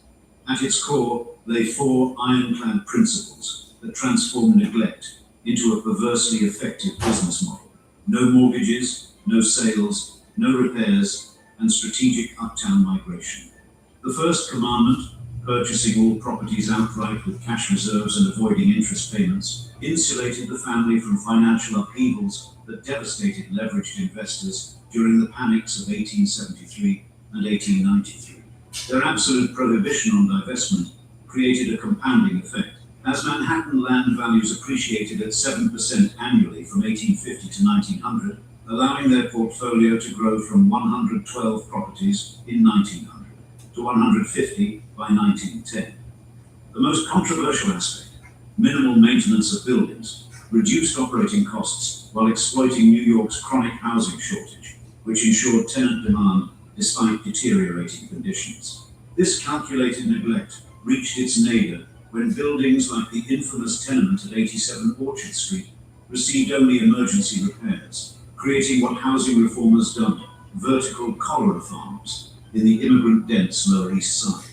Their uptown migration strategy, acquiring properties 10 blocks north of current premium zones every decade, positioned them to profit from Midtown's emergence as a business district in the 1910s. The family's crown jewel remained their Fifth Avenue mansion, occupying a 100 by 100 foot plot valued at $1.5 million in 1931, $30 million today. The property exemplified their philosophy of holding prime land while forgoing income maximization, a stance that became increasingly irrational as skyscrapers rose around them, including the Empire State Building completed in 1931. Their eccentric lifestyle choices functioned as visible manifestations of their business philosophy. The sisters, hanging patched undergarments on a rooftop clothesline, visible to the Waldorf Astoria's penthouse guests, served as performance art, declaring their rejection of consumer culture. Rebecca Wendell's Friday ritual of riding the 6th Avenue L to Washington Market to bargain for day-old bread while wearing a moth-eaten 1870s crinoline dramatized their contempt for the nouveau riche who flaunted consumption. Despite receiving $2.3 million yearly in rental income, the mansion's thermometers rarely rose above 55 degrees Fahrenheit in winter. Chill preserves virtue, John II had declared in 1895 correspondence. Ironically, this self-imposed austerity masked immense hidden wealth. Ella's 1907 ledger shows 12 cents spent on codfish versus $18,000 annually for poodle grooming. The Wendell approach created a self-reinforcing cycle. Rental income from downtown properties funded uptown acquisitions, while tax benefits from depreciating buildings offset rental revenues. Their 1905 battle against eminent domain for the Hudson Terminal project revealed the strategy's legal dimensions, spending $20,000, equivalent to $650,000 today, to retain a $75,000 property established precedents in land use law. However, this model contained inherent contradictions that became increasingly untenable as Manhattan modernized. Their resistance to transit development, evidenced by blocking interborough rapid transit subway access to 28th Street in 1904, reduced foot traffic to their garment district holdings and sacrificed $12 million in potential retail income in today's value. The 1916 setback laws rendered their full block buildings functionally obsolete, yet no retrofits occurred despite changing market demands. Their maintenance of 1850s era fire policies without inflation riders led to $1.8 million in unrecovered losses in the aftermath of the 1911 Triangle Shirtwaist Factory fire.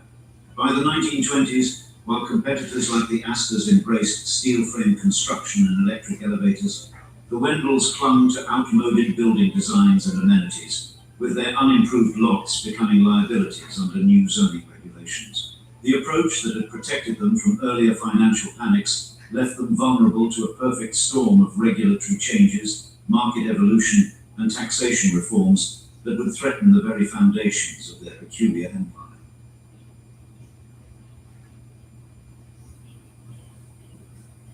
can't believe I've sent an angel sauce. Jesus, the freshness is just. George Morales didn't learn America first on the campaign trail. He lived it in uniform. A Navy submarine officer who patrolled the deep. A proven conservative who cut taxes. An America First patriot will stand with President Trump. George Morales will secure the border, ban insider trading, and term limit the swamp. George Morales, conservative veteran for Congress. And where Morales and I approve this message.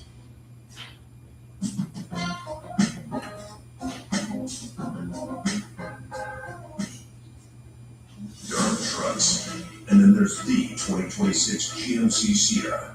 It's the truck. Get 0% APR for this Sierra Denali with employee pricing for everyone. That's over $13,000 total value. When Ella Wendell died on March 15, 1931, the last guardian of Manhattan's strangest dynasty left behind a vacuum that nature and the legal system rushed to fill with unprecedented ferocity. As the sole surviving sibling, Ella had reluctantly managed the family's 150 properties through the onset of the Great Depression, watching vacancy rates in their financial district buildings reach 45% by 1932. Her death unleashed what the New York Times called the most extraordinary inheritance battle in the city's history, a legal feeding frenzy involving 2,303 claimants to an estate valued at $100 million, equivalent to $2.1 billion today. The claimants ranged from alleged secret love children to distant cousins, each armed with elaborate genealogies, forged diaries, ancestral daguerreotypes, and dramatic testimonials about their connection to the Wendell bloodline. Among the more colourful pretenders was Martha Schroeder, who claimed to be the daughter of Wendell II's secret 1880s affair with a family maid, complete with documentation of an exile to Santa Monica under the alias Mrs. Holwell, with a $5,000 annual stipend. The court proceedings revealed the existence of John Jr., reportedly hidden through elaborate protocols, including a craftsman bungalow with a secret basement apartment for Wendell II's visits. Claims later supported by genetic testing showing a 99.98% paternity match. The legal battle culminated in 1933 when surrogate James A. Foley approved a settlement granting over $2 million to 9 distant relatives, effectively acknowledging the legitimate branches of the family tree while dismissing thousands of spurious claims. Beyond the human drama, the estate faced an existential threat from tax authorities. The 1922 reforms had imposed 25% levies on undistributed trust income, forcing the first breach of the never sell dogma. The estate's tax bill necessitated the unthinkable, liquidating significant portions of the portfolio that had been accumulated over a century and preserved through the family's pathological resistance to divestment.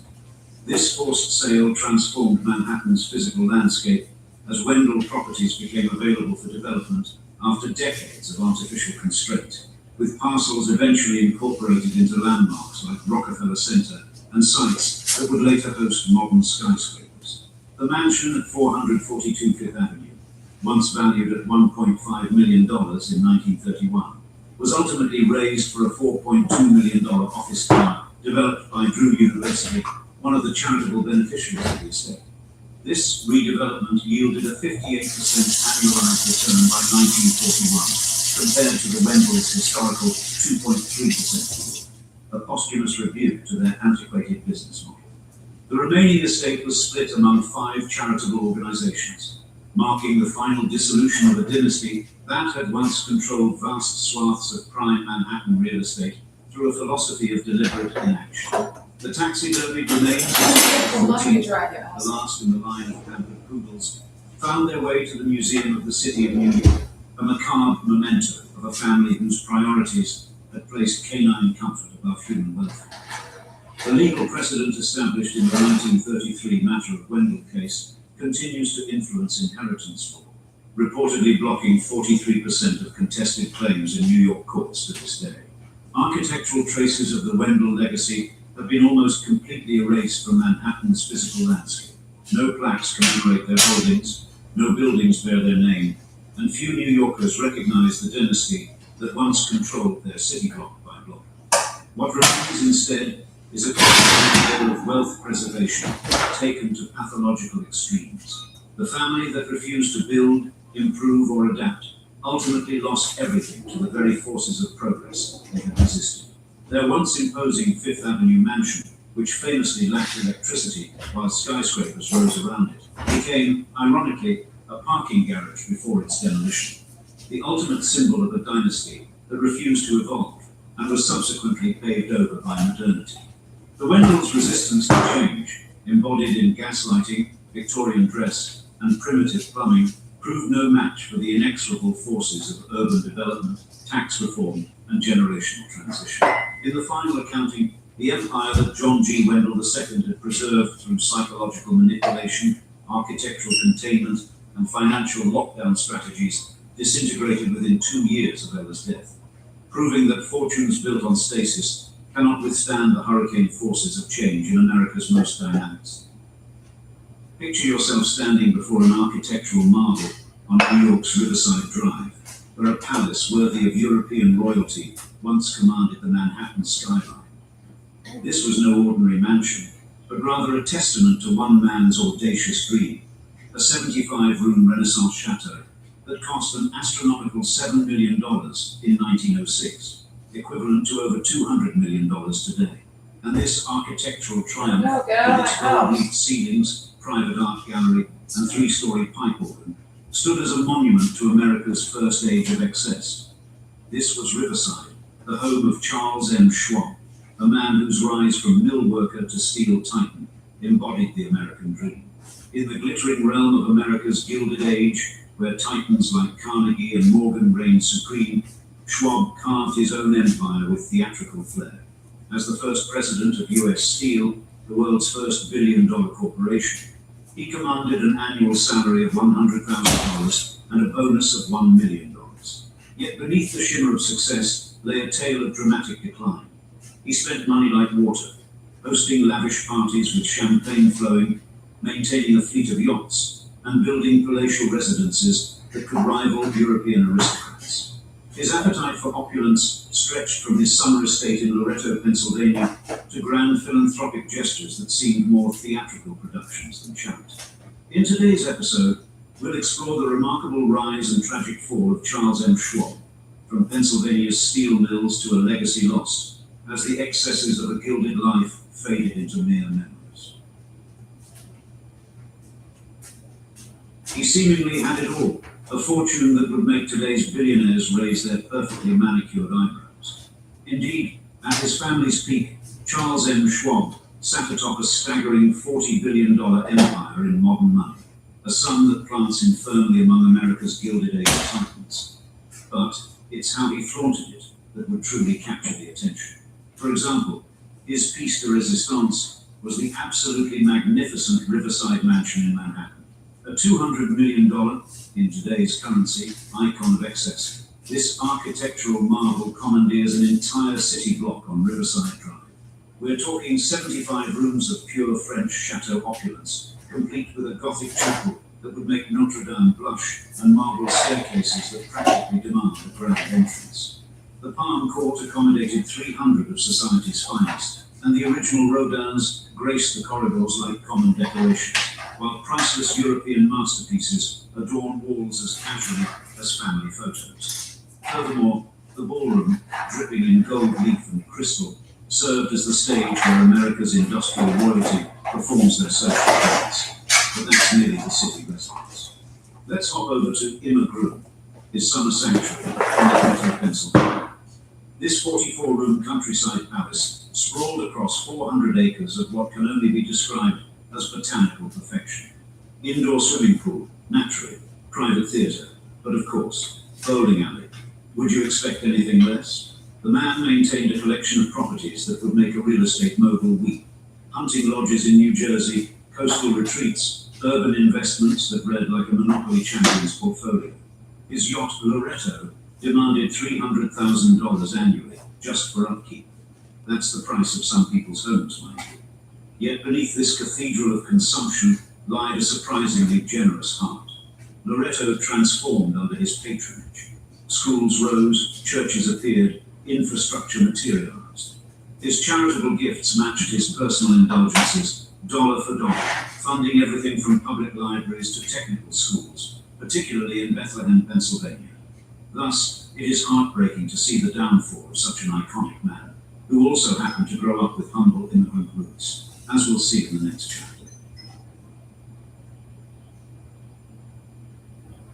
In the shadow of Pennsylvania's Allegheny Mountains, where coal dust and Catholic crosses dotted the landscape in equal measure, the American story of Charles M. Schwab began not with grandeur, but with the quiet determination of German immigrants. His father, John Anthony Schwab, had crossed an ocean carrying little more than hope and calloused hands. The elder Schwab would marry Pauline Faribault, herself born to German-American stock, their union blessed in 1862 with a son who would one day command industrial empires. The family's move to Loretto, Pennsylvania, proved pivotal. It was a town where faith and commerce intertwined, where St. Francis College's spires pierced the mountain mist, and where John Anthony's modest wool and cotton business provided just enough, but only just enough. The young Charles, or Charlie, as townsfolk called him, absorbed lessons that no business school could teach. The weight of a dollar, the value of a handshake, the unwritten code of mountain communities where a man's word carried more currency than the contents of his wallet. In Loretto's Catholic schools, young Charlie's extraordinary gifts began to surface. His memory, described by teachers as near photographic, allowed him to recite entire passages of text after a single reading. But it was his peculiar alchemy of charm and capability that set him apart. Whether calculating complex sums in his head or organizing school events, Charlie Schwab possessed that rare ability to make everyone in his orbit feel like the most important person in the room. At 12, while other boys played at games, Charlie drove stakes for surveying teams, earning $1.50 daily, real money in mountain country. Later, behind the counter of Loretto's grocery store, he displayed an almost theatrical talent for commerce. Customers would watch, mesmerized, as he totaled complex orders in his head, all while engaging in the kind of warm banter that made them forget they were conducting business at all. His mother, Pauline, recognizing something extraordinary in her son, nurtured his gift for music alongside his mathematical prowess. Young Charlie's fingers, equally adept at piano keys and profit calculations, suggested a versatility that would later serve him well in both boardrooms and ballrooms. These seemingly disparate talents, artistic sensitivity, Please get this man into custody now. would eventually combine to create something unprecedented in American industry. A businessman who could both master the minutiae of steel production and inspire thousands with the force of his personality. Yet as young Charlie stood on the cusp of manhood, destiny was preparing an encounter that would transform this promising mountain boy into an industrial legend. In the smoky streets of Pittsburgh, Andrew Carnegie, the nation's foremost steel baron, was about to meet a young man whose extraordinary combination of charm, ability, and ambition would reshape not just one industry, but the very nature of American business itself.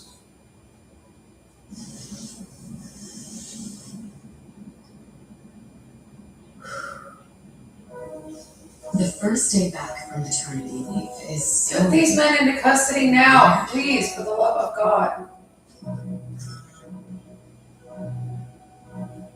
We get it. Find a caregiver who does too. When it's not you, it's care.com. How are things going? Fine. Sometimes they disappear for days and out of nowhere you charge. Would you say you're in a toxic love relationship? Love relationship? It's my back. Exactly. No. No.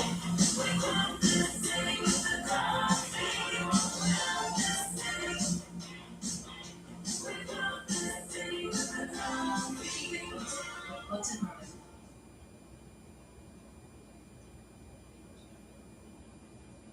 In the smoke-filled world of Pittsburgh's steel mills, Charles Schwab's trajectory defied the established order of things.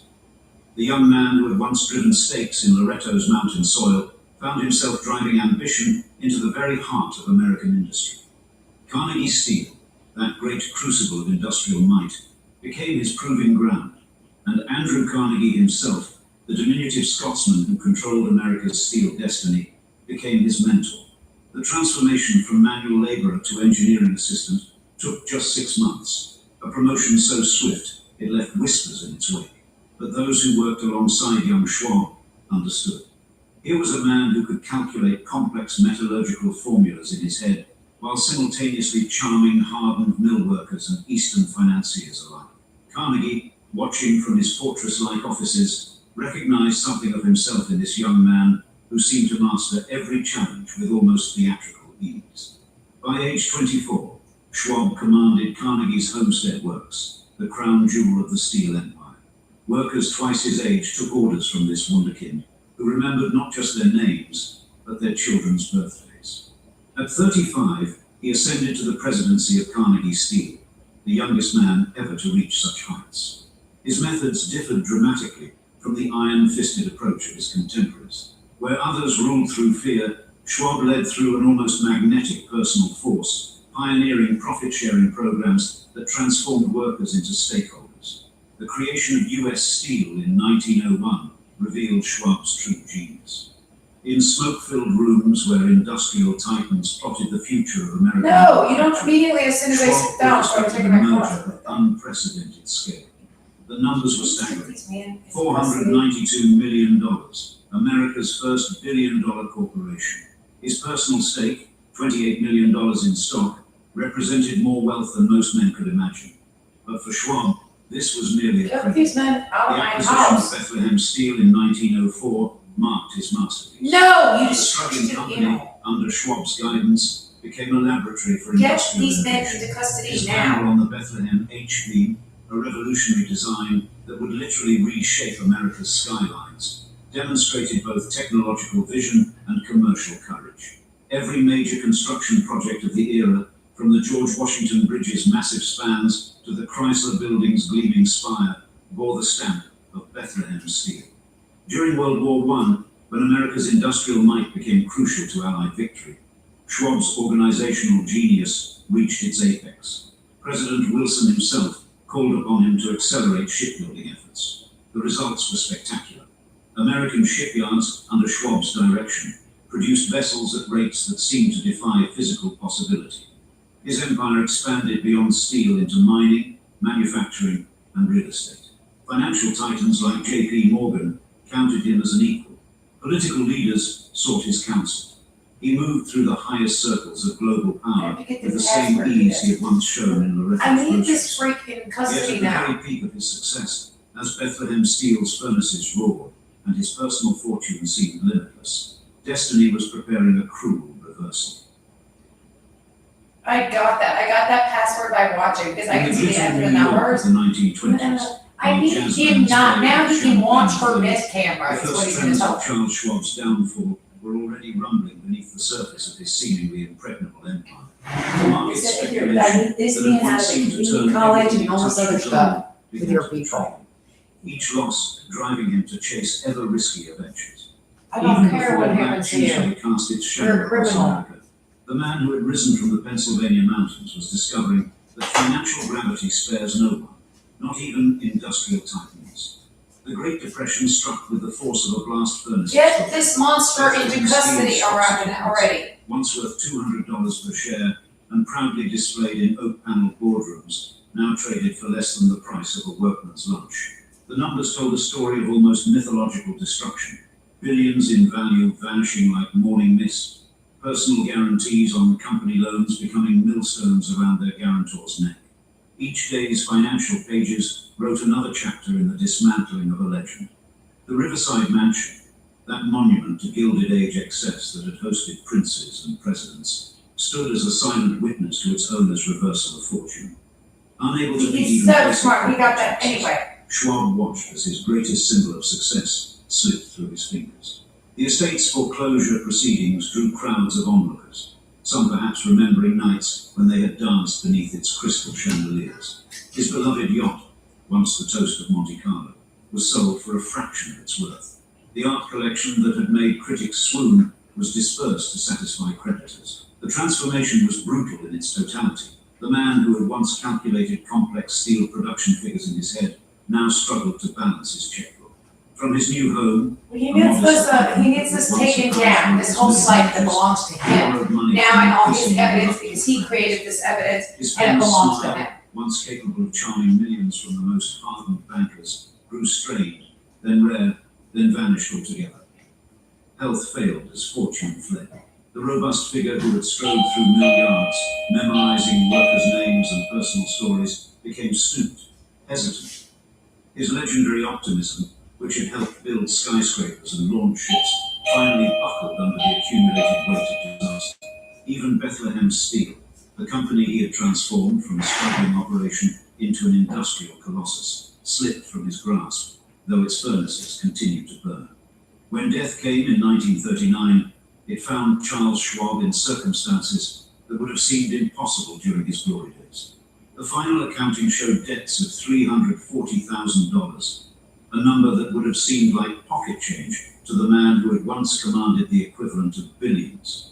The obituaries struggled to reconcile the industrial genius who had shaped America's skyline with the broken figure who had died practically penniless. But perhaps the most profound irony lay in what remained of the Schwab legacy. Here was a man who had revolutionized building construction, No! whose steel had made possible. I need this freak show into custody. Yet he died without enough money. This man owes me, all of these white trash men owe me life in prison. That even the mountains of Loretto, where his extraordinary journey had begun, seemed to cast longer shadows over his memory. Yet as the 1940s dawned and America stood on the brink of another great transformation, You owe everybody life in prison and we're getting him into custody right now, next time. in the spring of 1946, as America emerged triumphant from World War II, Emma Urania Dinky Schwab died in relative obscurity, closing the final chapter of the Schwab dynasty. She had outlived her husband by 7 years, inhabiting a world that had forgotten the days when the Schwab name opened every door in New York. Their marriage, childless through the decades, left no direct heir to carry forward either the family name or its legacy.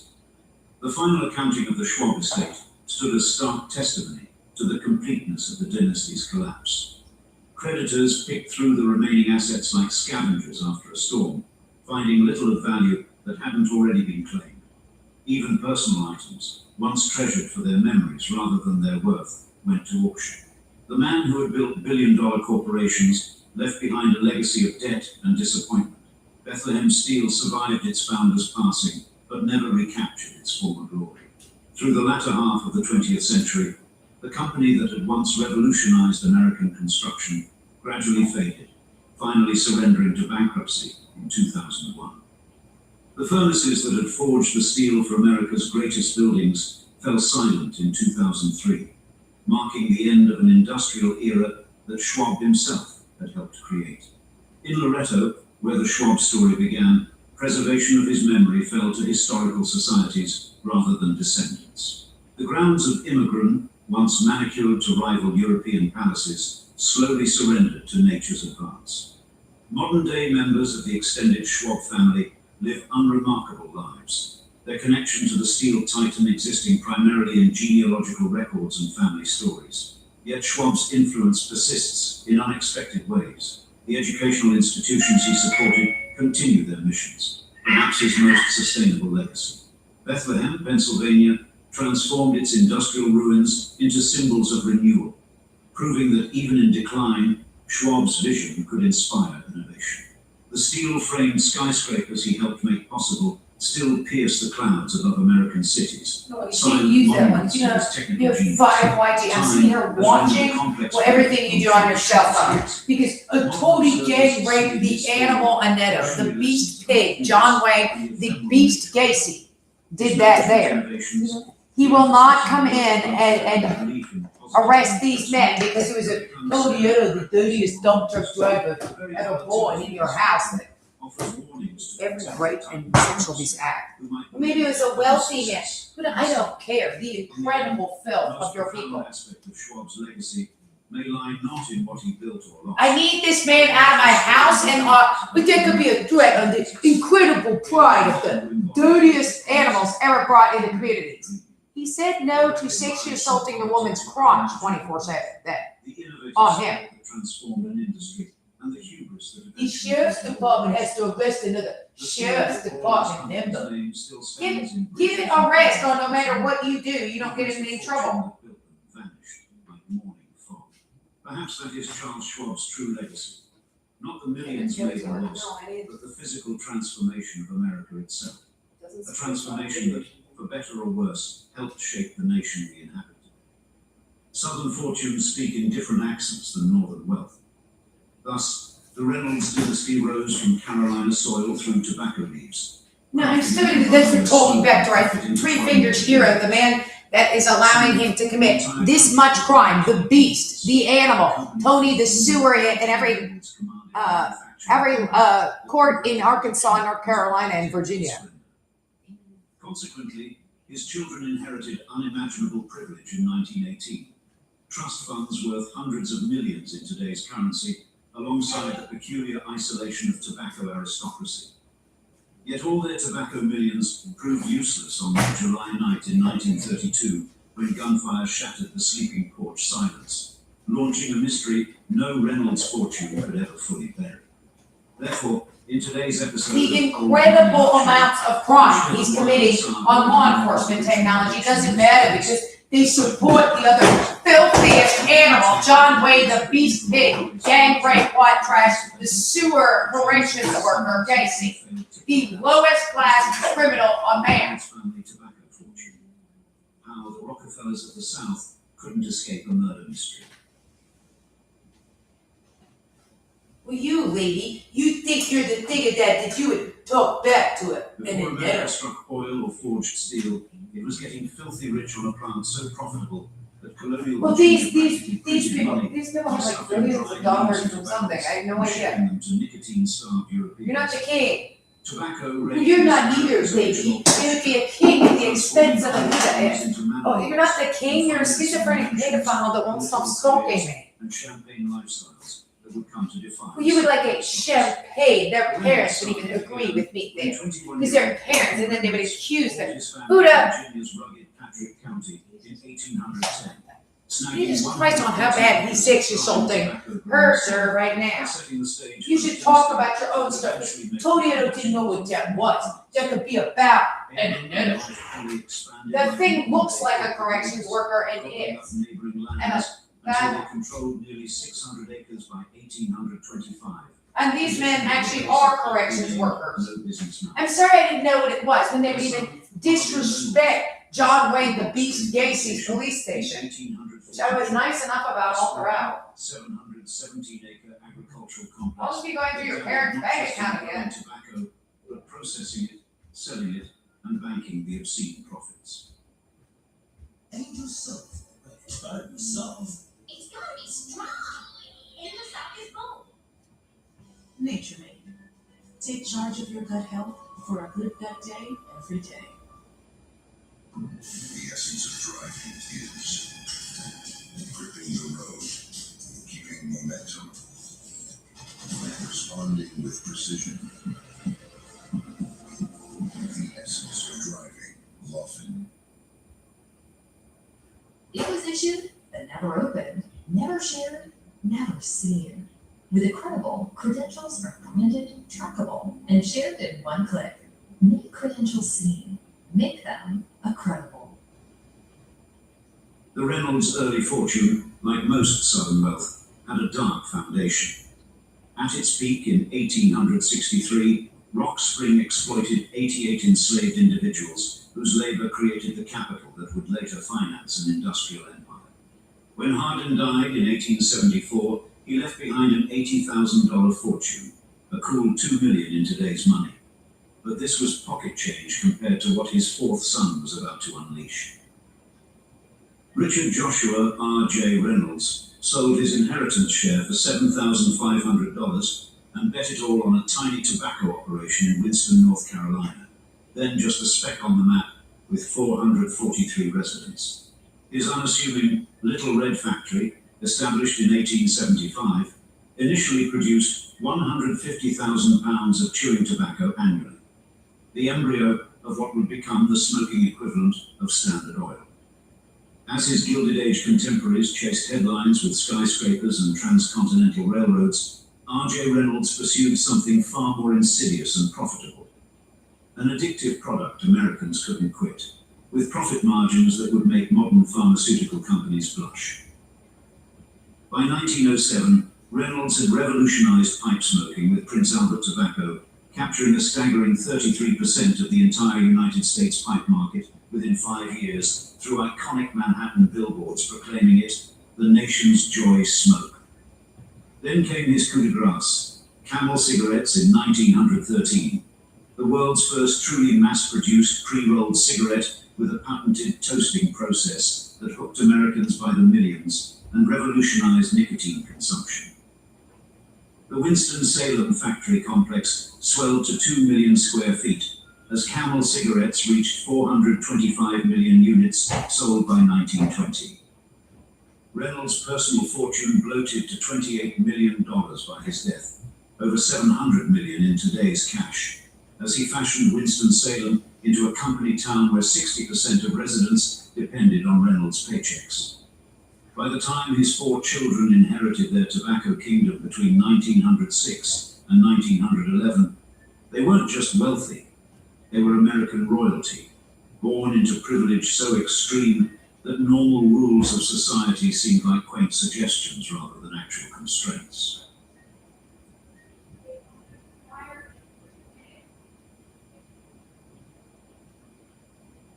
R.J. Reynolds died in 1918 with $28 million in his pocket, equal to $700 million today, leaving behind 4 children seemingly designed to prove that enormous inheritance and sound judgment rarely share the same bank account.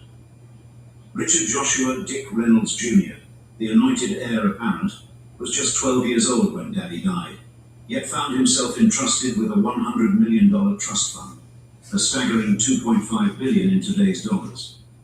Dick Jr. celebrated his financial emancipation by creating a personal fiefdom on Georgia's Sapelo Island, 4,000 acres with a uranium enrichment lab disguised as a dairy barn and an airstrip for his fleet of World War II surplus planes. His marital history read like a Hollywood tabloid: 6 marriages, including a Ziegfeld Follies dancer and Swiss heiress Anne-Marie Schmidt, with divorce settlements that included $5 million yearly to first wife Blitz Dillard until her 1961 suicide. Both of you are not the While right Dick was judge. burning You through make millions, in English Sister Mary speak the Reynolds English. channeled her You gotta be focus kidding me, on maybe. inheritance into avant-garde art, collaborating Little with place for you, girly twirly. secretly financing some of Madonna's exhibitions via Swiss shell companies. Sister Nancy agree, I Susan think that was Reynolds all a controlled bribe. an astonishing $890 million through various trusts, playing both sides of history by donating the family estate to Wake Forest University while simultaneously funding segregationist causes. Nancy's hypocrisy reached its peak when she spent $50 million on lung cancer treatments in 1983. Medical care funded by the very Reynolds tobacco dividends that likely caused her disease.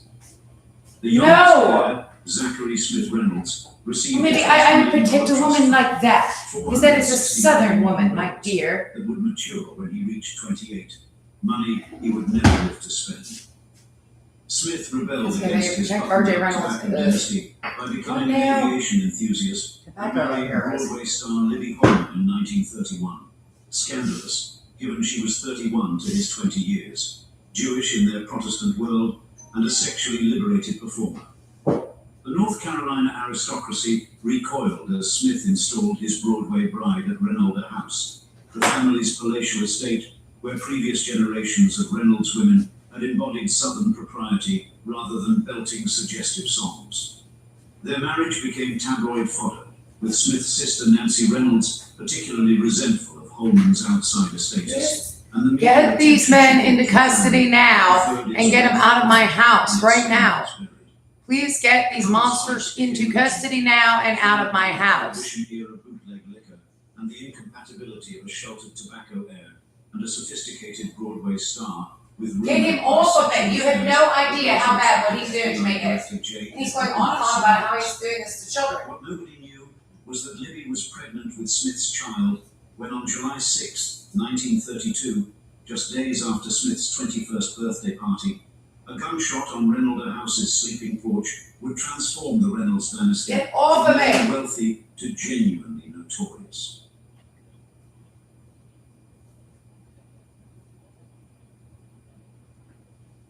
The timeline of July 5th and 6th, 1932, reads like an Agatha Christie novel, except the victim was a real tobacco heir worth $20 million, and the suspects included a Broadway star, a jealous friend, and a family desperate to avoid scandal. By 9 o'clock that evening, Smith Reynolds' 21st birthday party for friend Charles Gideon Hill Jr. was in full swing, with 200 guests, including local bootleggers supplying bathtub gin, flooding Reynolda House. At 1:15 in the morning, the last regular guests departed, leaving behind the fatal foursome: Smith, wife Libby Holman, friend Albert Ab Walker, actress Blanche Yerker, and chauffeur William Reynolds. At approximately 2:30, a single gunshot shattered the night, the sound that would define the Reynolds family for generations to come, transforming them from merely wealthy tobacco barons to the stars of America's most sensational society murder case. Walker later testified to finding Smith bleeding on the porch, though his story changed dramatically across 4 contradictory statements, describing positions ranging from slumped against the wall to sprawled on the floor. By 3 o'clock, local doctor Charles H. Koch had arrived, later admitting, "The angle was all wrong for suicide, but Mr. William Reynolds made clear our civic duty," revealing how quickly the family's damage control operation had engaged. No, get away from me. Forensic evidence told a different story. The bullet entered Smith's right temple at a downward angle incompatible with self-infliction. No! Unless the That's why you haven't done anything else because they've been aiming that at you. That's how classy you are. Would you please get this man out of my house now? Get this monster out of my life. Get him off my cell phone account and get him off of my internet. Chauffeur William Reynolds testified seeing Walker holding Smith's head like a melon before police arrived, though this potentially crucial witness would soon be paid to leave town, eventually dying in a convenient car accident. The Reynolds family launched a damage control operation of industrial efficiency, paying $10,000 to the medical examiner for an altered trajectory report, hiring Pinkerton detectives to trail Holman, and planting stories about Libby's supposed mixed-race heritage. When a grand jury indicted Holman and Walker for first-degree murder in October 1932, the family's intervention reached its apex. William Neal Reynolds, Smith's uncle, orchestrated a $2 million intervention to ensure charges would be dropped. The official explanation came from Uncle William himself.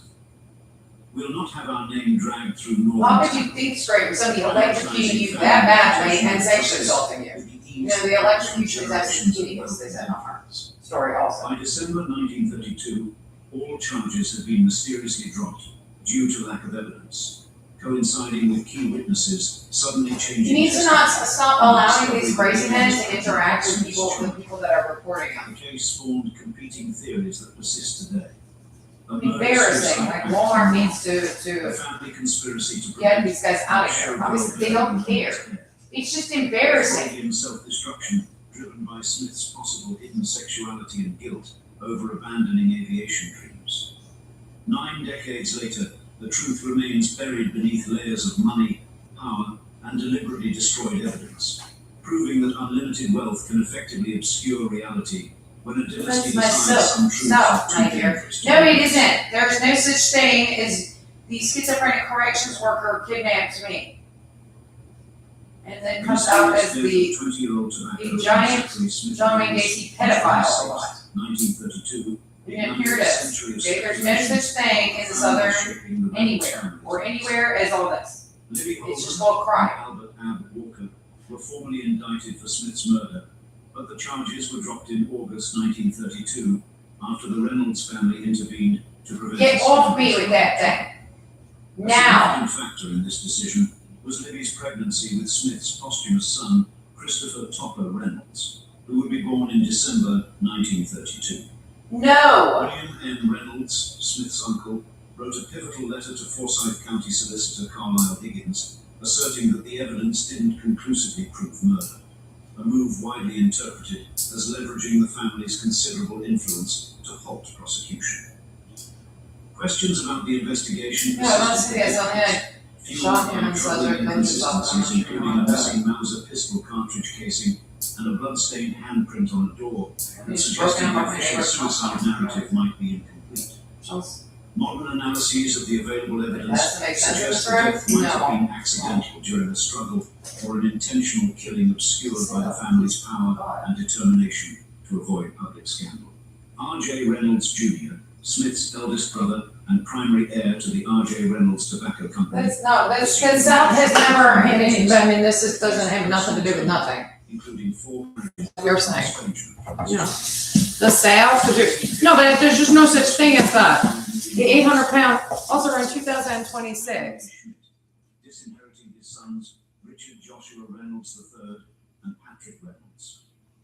Despite his personal flaws, R.J. Reynolds Jr. supported the creation of the Z. Smith Reynolds Foundation in 1936, donating $7 million, approximately $155 million today, from Smith's inheritance. Who are you again? Mary You know, where did you, are you a lawyer? Where did you go to law, you know, not where did you go to law school? I'm not sure, but who are you again? What is your, you know, background check and driver's license photo is correct, okay? Cancer in 1953. Or it's okay, you get the point. I don't know what to call this one. The youngest Reynolds sibling advocated for Because these things happen to you, lady. I have no idea, I don't know if anything is. And commissioned the Smith Reynolds Airport Terminal in Winston. You're not allowed in homes in America. There's no such thing as this. Oh, that's like a core tenet of American law.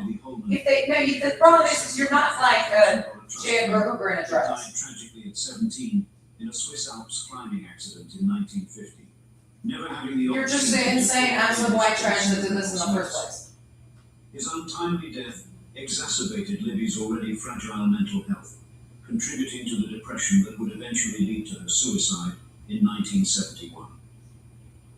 Following the traumatic events at Reynolder House, Libby Holman worked to rebuild her interrupted career, returning to Broadway in 1934 and starring in films like Sing, Sinner, Sing, released in 1933. Her 1940s collaborations with blues guitarist Josh White included the anti-lynching anthem Strange Fruit, making her the first white artist to cover this powerful protest song. Libby's later years were marked by civil rights advocacy, including fundraising for the National Association for the Advancement of Colored People and partnership with Coretta Scott King following. Okay. Let's try some callbacks.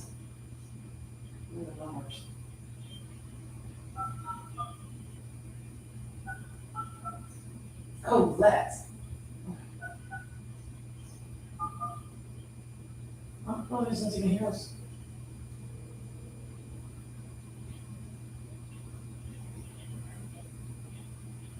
Hello? Hello. Hi, my name is Lauren Casper. I'm calling because I'm wondering, I sent you, can you hear me? I'm on speakerphone. Yeah, I can hear you. Okay, I sent you an email. It says Lauren Casper crime, still very in progress. And this is the Arkansas Prosecuting Attorneys Association. And I sent it to the email admin@arcpa.org. And I was wondering if you had received it. It has links to Dropbox on it that has evidence uploaded. And it says Lauren Casper crime very important. Let me ask. Hold on a second. Great, thank you very much.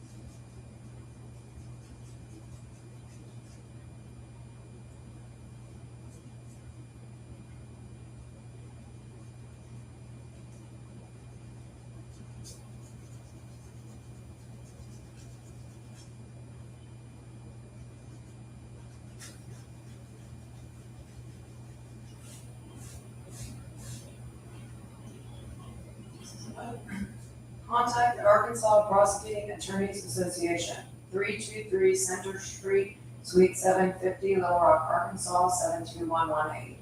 501-682-3671. Administration, admin, ADMIN @rpa.org.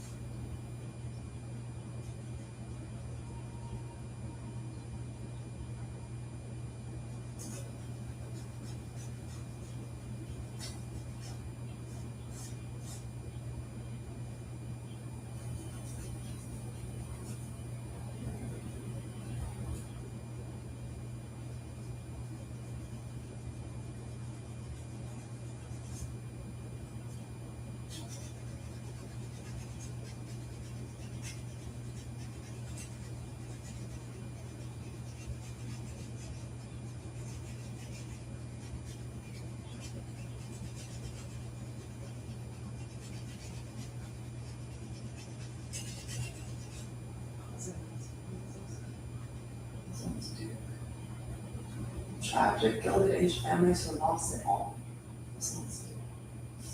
Hi, Lauren, hello. Yes. Okay, so I checked with, the admin over that email and it's actually spam. And then I can send it ever. Great, thank you very much, but you did in fact receive it. Yes. Yes, it just ended up, It was in spam. it was in, Spam, so it just had it. okay, great, thank you very much, I would really appreciate it, because it is extremely important. Okay. All right, Lauren, we'll take a look at it. Thank you very much. You're welcome. Bye. See, that's the same with every single one I call. That's the same with every single one I call. Every single one of them has it. My shirt. Oh, I'm sorry. Cake.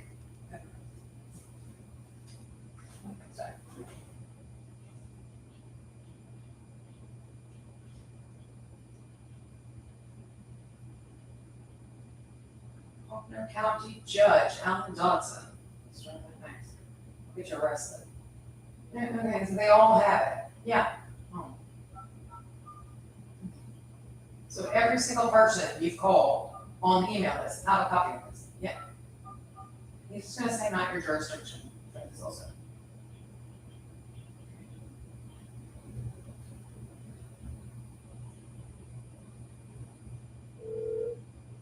Good afternoon, County Judge's Office, this is Denise.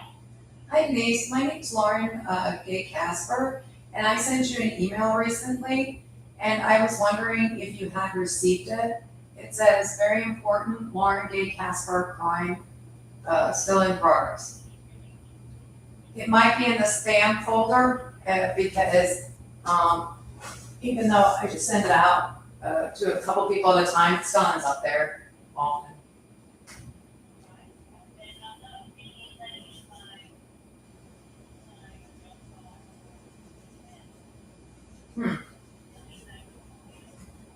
Oh, I might not have your email address, just your telephone number. If you wouldn't mind, let me get my.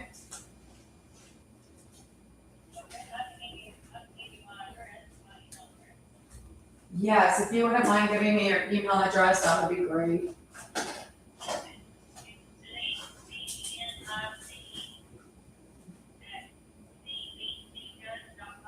Okay, DENICE. Oh, Denise, yes.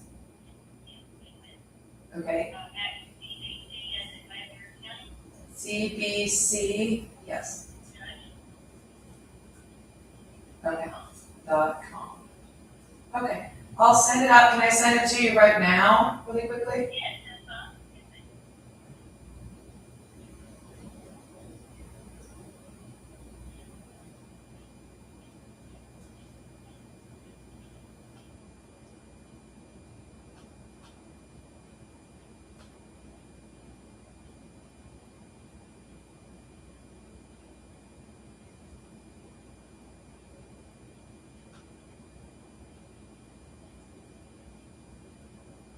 Sorry, it's taking a second.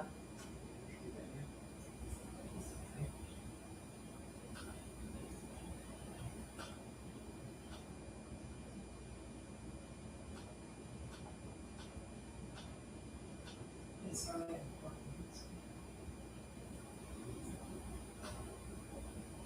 You need the judge to see it. Yes, it's very important. Actually, Is it a road issue? no. Well, that's what our judge does. He deals with the road. If you're needing, that's a different judge. Than our circuit clerk, he knows. Okay. But he's courthouse, with the other judges. Oh. The judge is just a road judge. Okay, do you have an email for the circuit court clerk? Oh, yes, let's just do that. Hold on, one second, something.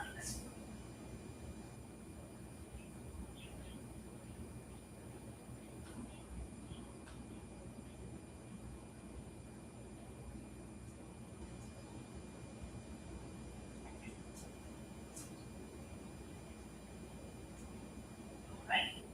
It is, Ray, T-R-A-Y, dot, circuit clerk, BDC, at gmail.com.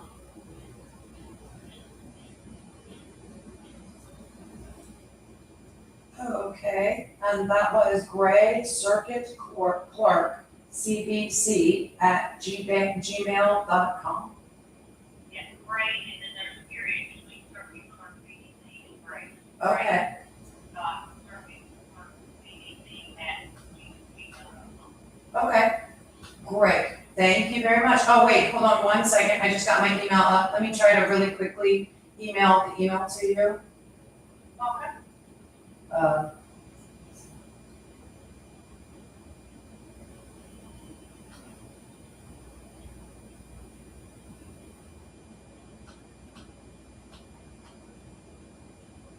it's stuck again.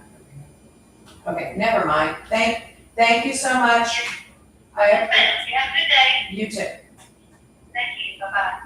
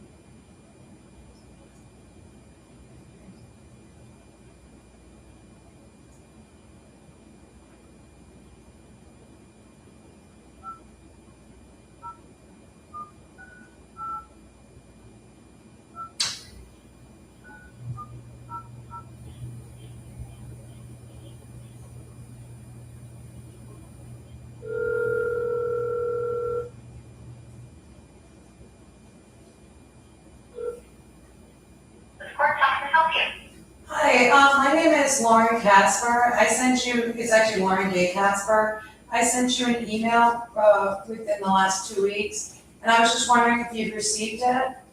I sent it to marty.sullivan@arkansascourts.gov. It says Lauren Gay Casper, very important crime still in progress. It may be in the spam folder, and I sent it to the marty.sullivan@arkansascourts.gov email address. Okay, let me get your,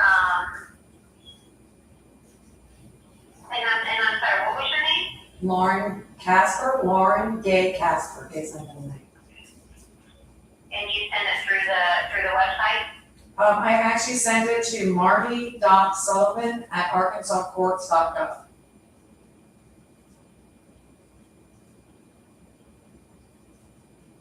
Okay.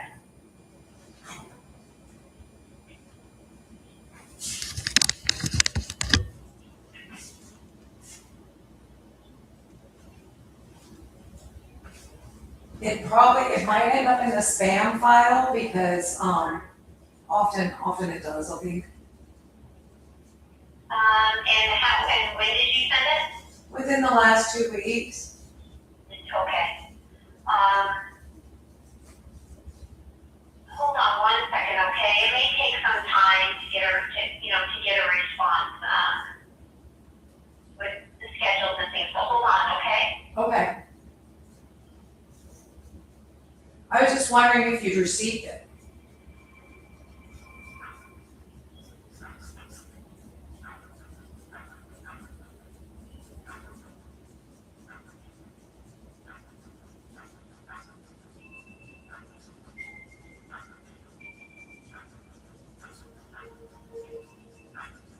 I paused the documentary, because the next one's a big family, actually. The tragic Gilded Age families in hospital.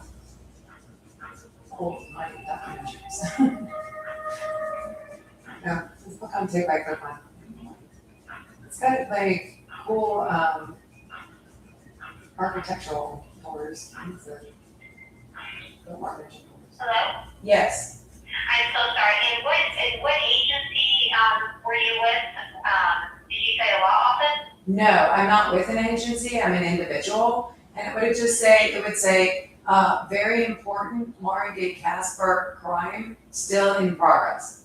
And it would be from, it would probably be from various, but MikeSN@cox.net. But just if you type in very important Lauren Gay Casper crime still as in progress, then it should as in progress. And you said Gates, is the middle name, is it Gates? No, Gay, Gay, Lauren Gay Okay. Casper. Yes, I'm just wondering if you had received it. Okay, I will have to, check on that. Now, you're saying very important crime. Now, have you been in contact, with, the police department? Yes, I have over the time. It actually is a problem, unfortunately. I'm being stalked, I'm positive, and I'm having trouble getting the help I need, in relation to it. I was just wondering if you got it. It's an unusual case, and I've been emailing it out, and I wanna make sure that it's not blocked in any way. Sure. I can check on that, and, have you spoken to any of our, legal service programs to help you and maybe looking at getting, No, any sort of, no? do you have a I can number? transfer you, yeah, Okay. absolutely. Great, thank you very And we much. get you, yeah, And maybe check the spam box. I guess the person, Marty Sullivan, isn't there right now or something. Yeah, Okay. and I do believe that he has been out of the office. But let me get you in contact, I'm gonna transfer you to, legal services and see, if they can, assist you or give you some resources to get you the assistance that you need, okay? Okay, great, thank you very much. You're very welcome. I'm gonna transfer you now. Thank you. You're welcome.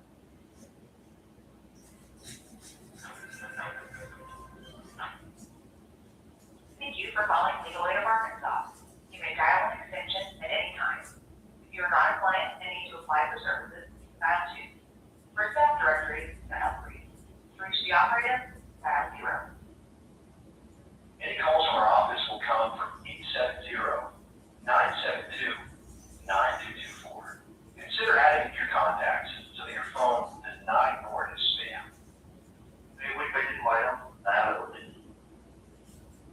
Para español, oprima el número 1. Thank you for calling Legal Aid of Arkansas. You may dial an extension at any time. If you are not a client and need to apply for services, dial 2. For staff directory, dial 3. To reach the operator, dial 0. Any calls from our office will come from 870-972-9224. Consider adding to your contacts so that your phone does not ignore it as spam.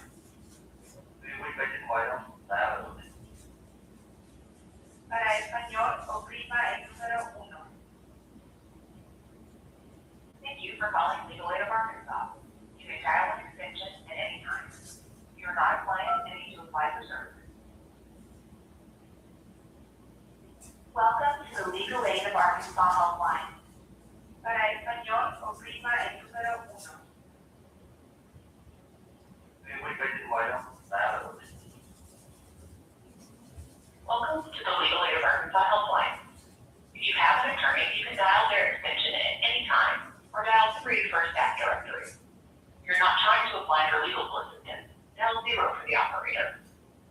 only take applications from the person needing assistance. If the person with the legal problem is not with you, please hang up and have them call for themselves. Legal aid can only provide civil legal services. While we can help with sealing a criminal record or criminal addiction, if you have an ongoing criminal or traffic case, please contact a private attorney or public defender. You will first speak with an intake specialist. This person is not an attorney and cannot give you any legal advice. They will collect information to see if you're eligible for services. This includes your contact information, demographics, and financial information. The faster you get through the eligibility process, the sooner you'll be able to speak with an attorney or paralegal about your legal problem. During the legal interview, the attorney or paralegal will ask you questions about your legal problem and can provide advice over the phone. This may be all the services we can provide. After the interview is complete, your case may be reviewed to determine if we can provide additional advice, full representation, or referral to a private attorney. Wait times depend on call volume. If wait times are especially long, you will be given the option to receive a call back while preserving your place in line. We appreciate your patience. Your call may be recorded for quality assurance. By providing your mobile number during your application, you agree to receive text messages related to your application for legal services. If you do not wish to receive text messages, please notify the agent when providing your telephone number. Any calls from our office will come from 870-972. I'm gonna stop this and restart it. I was getting called back, so so your phone does not ignore it as spam. it'll go right to it.